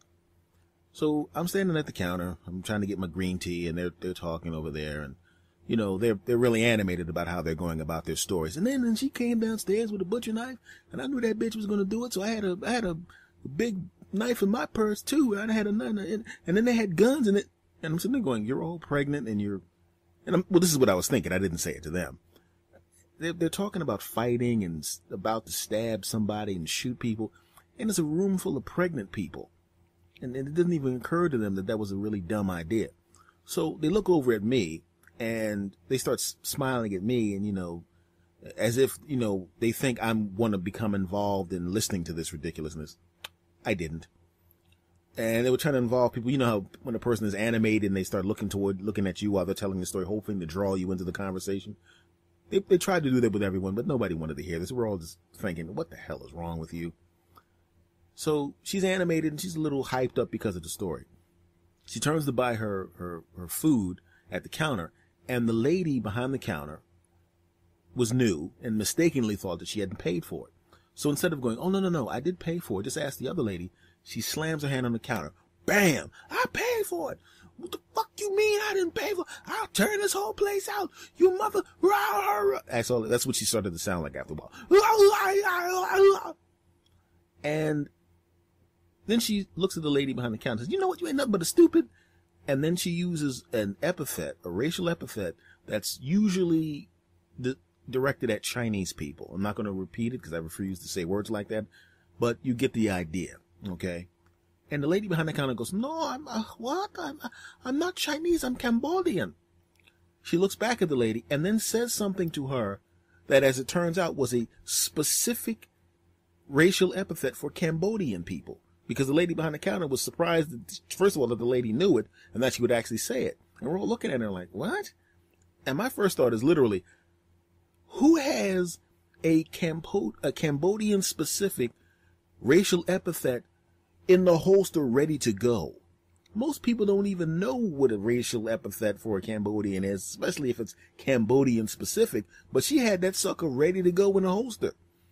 I mean, I just imagine her at home going, you know what, tomorrow we're going to have a nice loud discussion in the donut shop about our knife fight the night before, you know, when we were in that house full of other pregnant teenagers and we had knives in our purses and we were about to stab each other and get shot. And then the police came and dragged us all out. But just in case that lady behind the counter says something, let's go Google Cambodia and then find out the worst disgusting racial epithet we can say towards the Cambodians. I mean, I can't imagine it. Who has a Cambodian specific racial epithet ready to go? Not somebody I want to talk to, and definitely not somebody I want to stand next to, because this lady was just trouble personified. So now she's screaming and yelling and everybody's trying to calm her down. And then she starts getting ready to go into her purse. Now you can see that there's a knife in the purse and she's about to pull it out. And she looks at me and she's angry I wasn't angry at me. Couldn't have been angry at me because I didn't say anything to her. She was probably just angry at the space I was standing in. And I'm sitting there going, is this babe going to stab me because I happen to be standing next to her? Is she crazy? Well, I'm alive, so it didn't happen. But it just goes to show you, most people think it's dangerous to go to a nightclub and it's dangerous to hang around in rough neighborhoods. And I'm telling you right now, after this morning, I'm thinking one of the most dangerous places in the world is a donut shop. Parents, keep your kids from donut shops. If you know what's good for you. This is a message from Miley Cyrus from S. Anthony.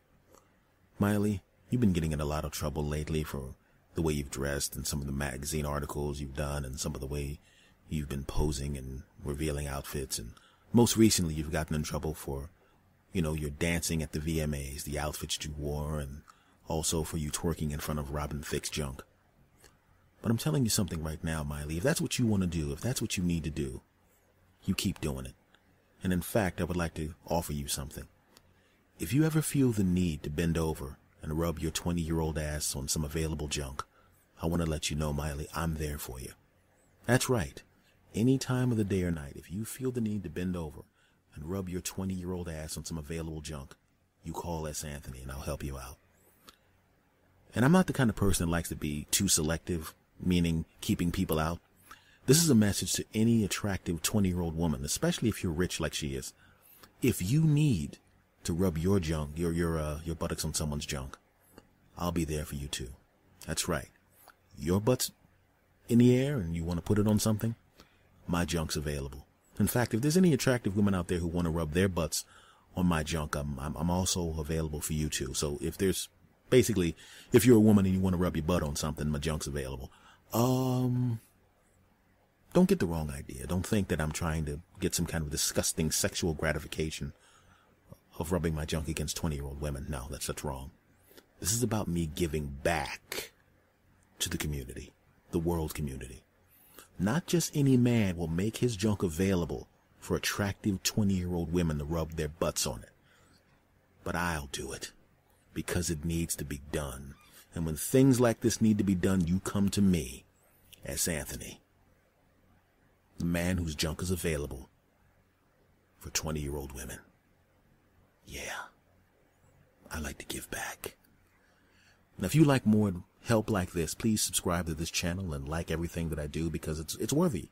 It's worthy of being liked because, like I said, not just any man would make his junk available for attractive 20-year-old women to rub their butts on.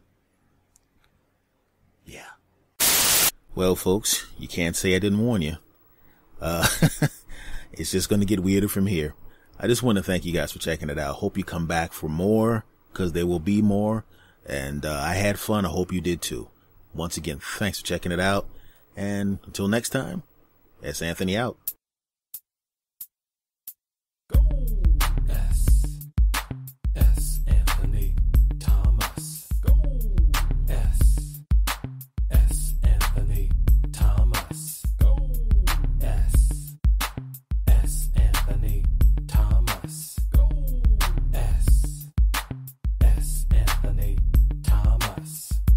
Go ahead and laugh. Go ahead and smile. Go ahead and giggle. We're gonna get wild. Go ahead and clap. Go ahead and cheer. We're gonna have a good time while up in here.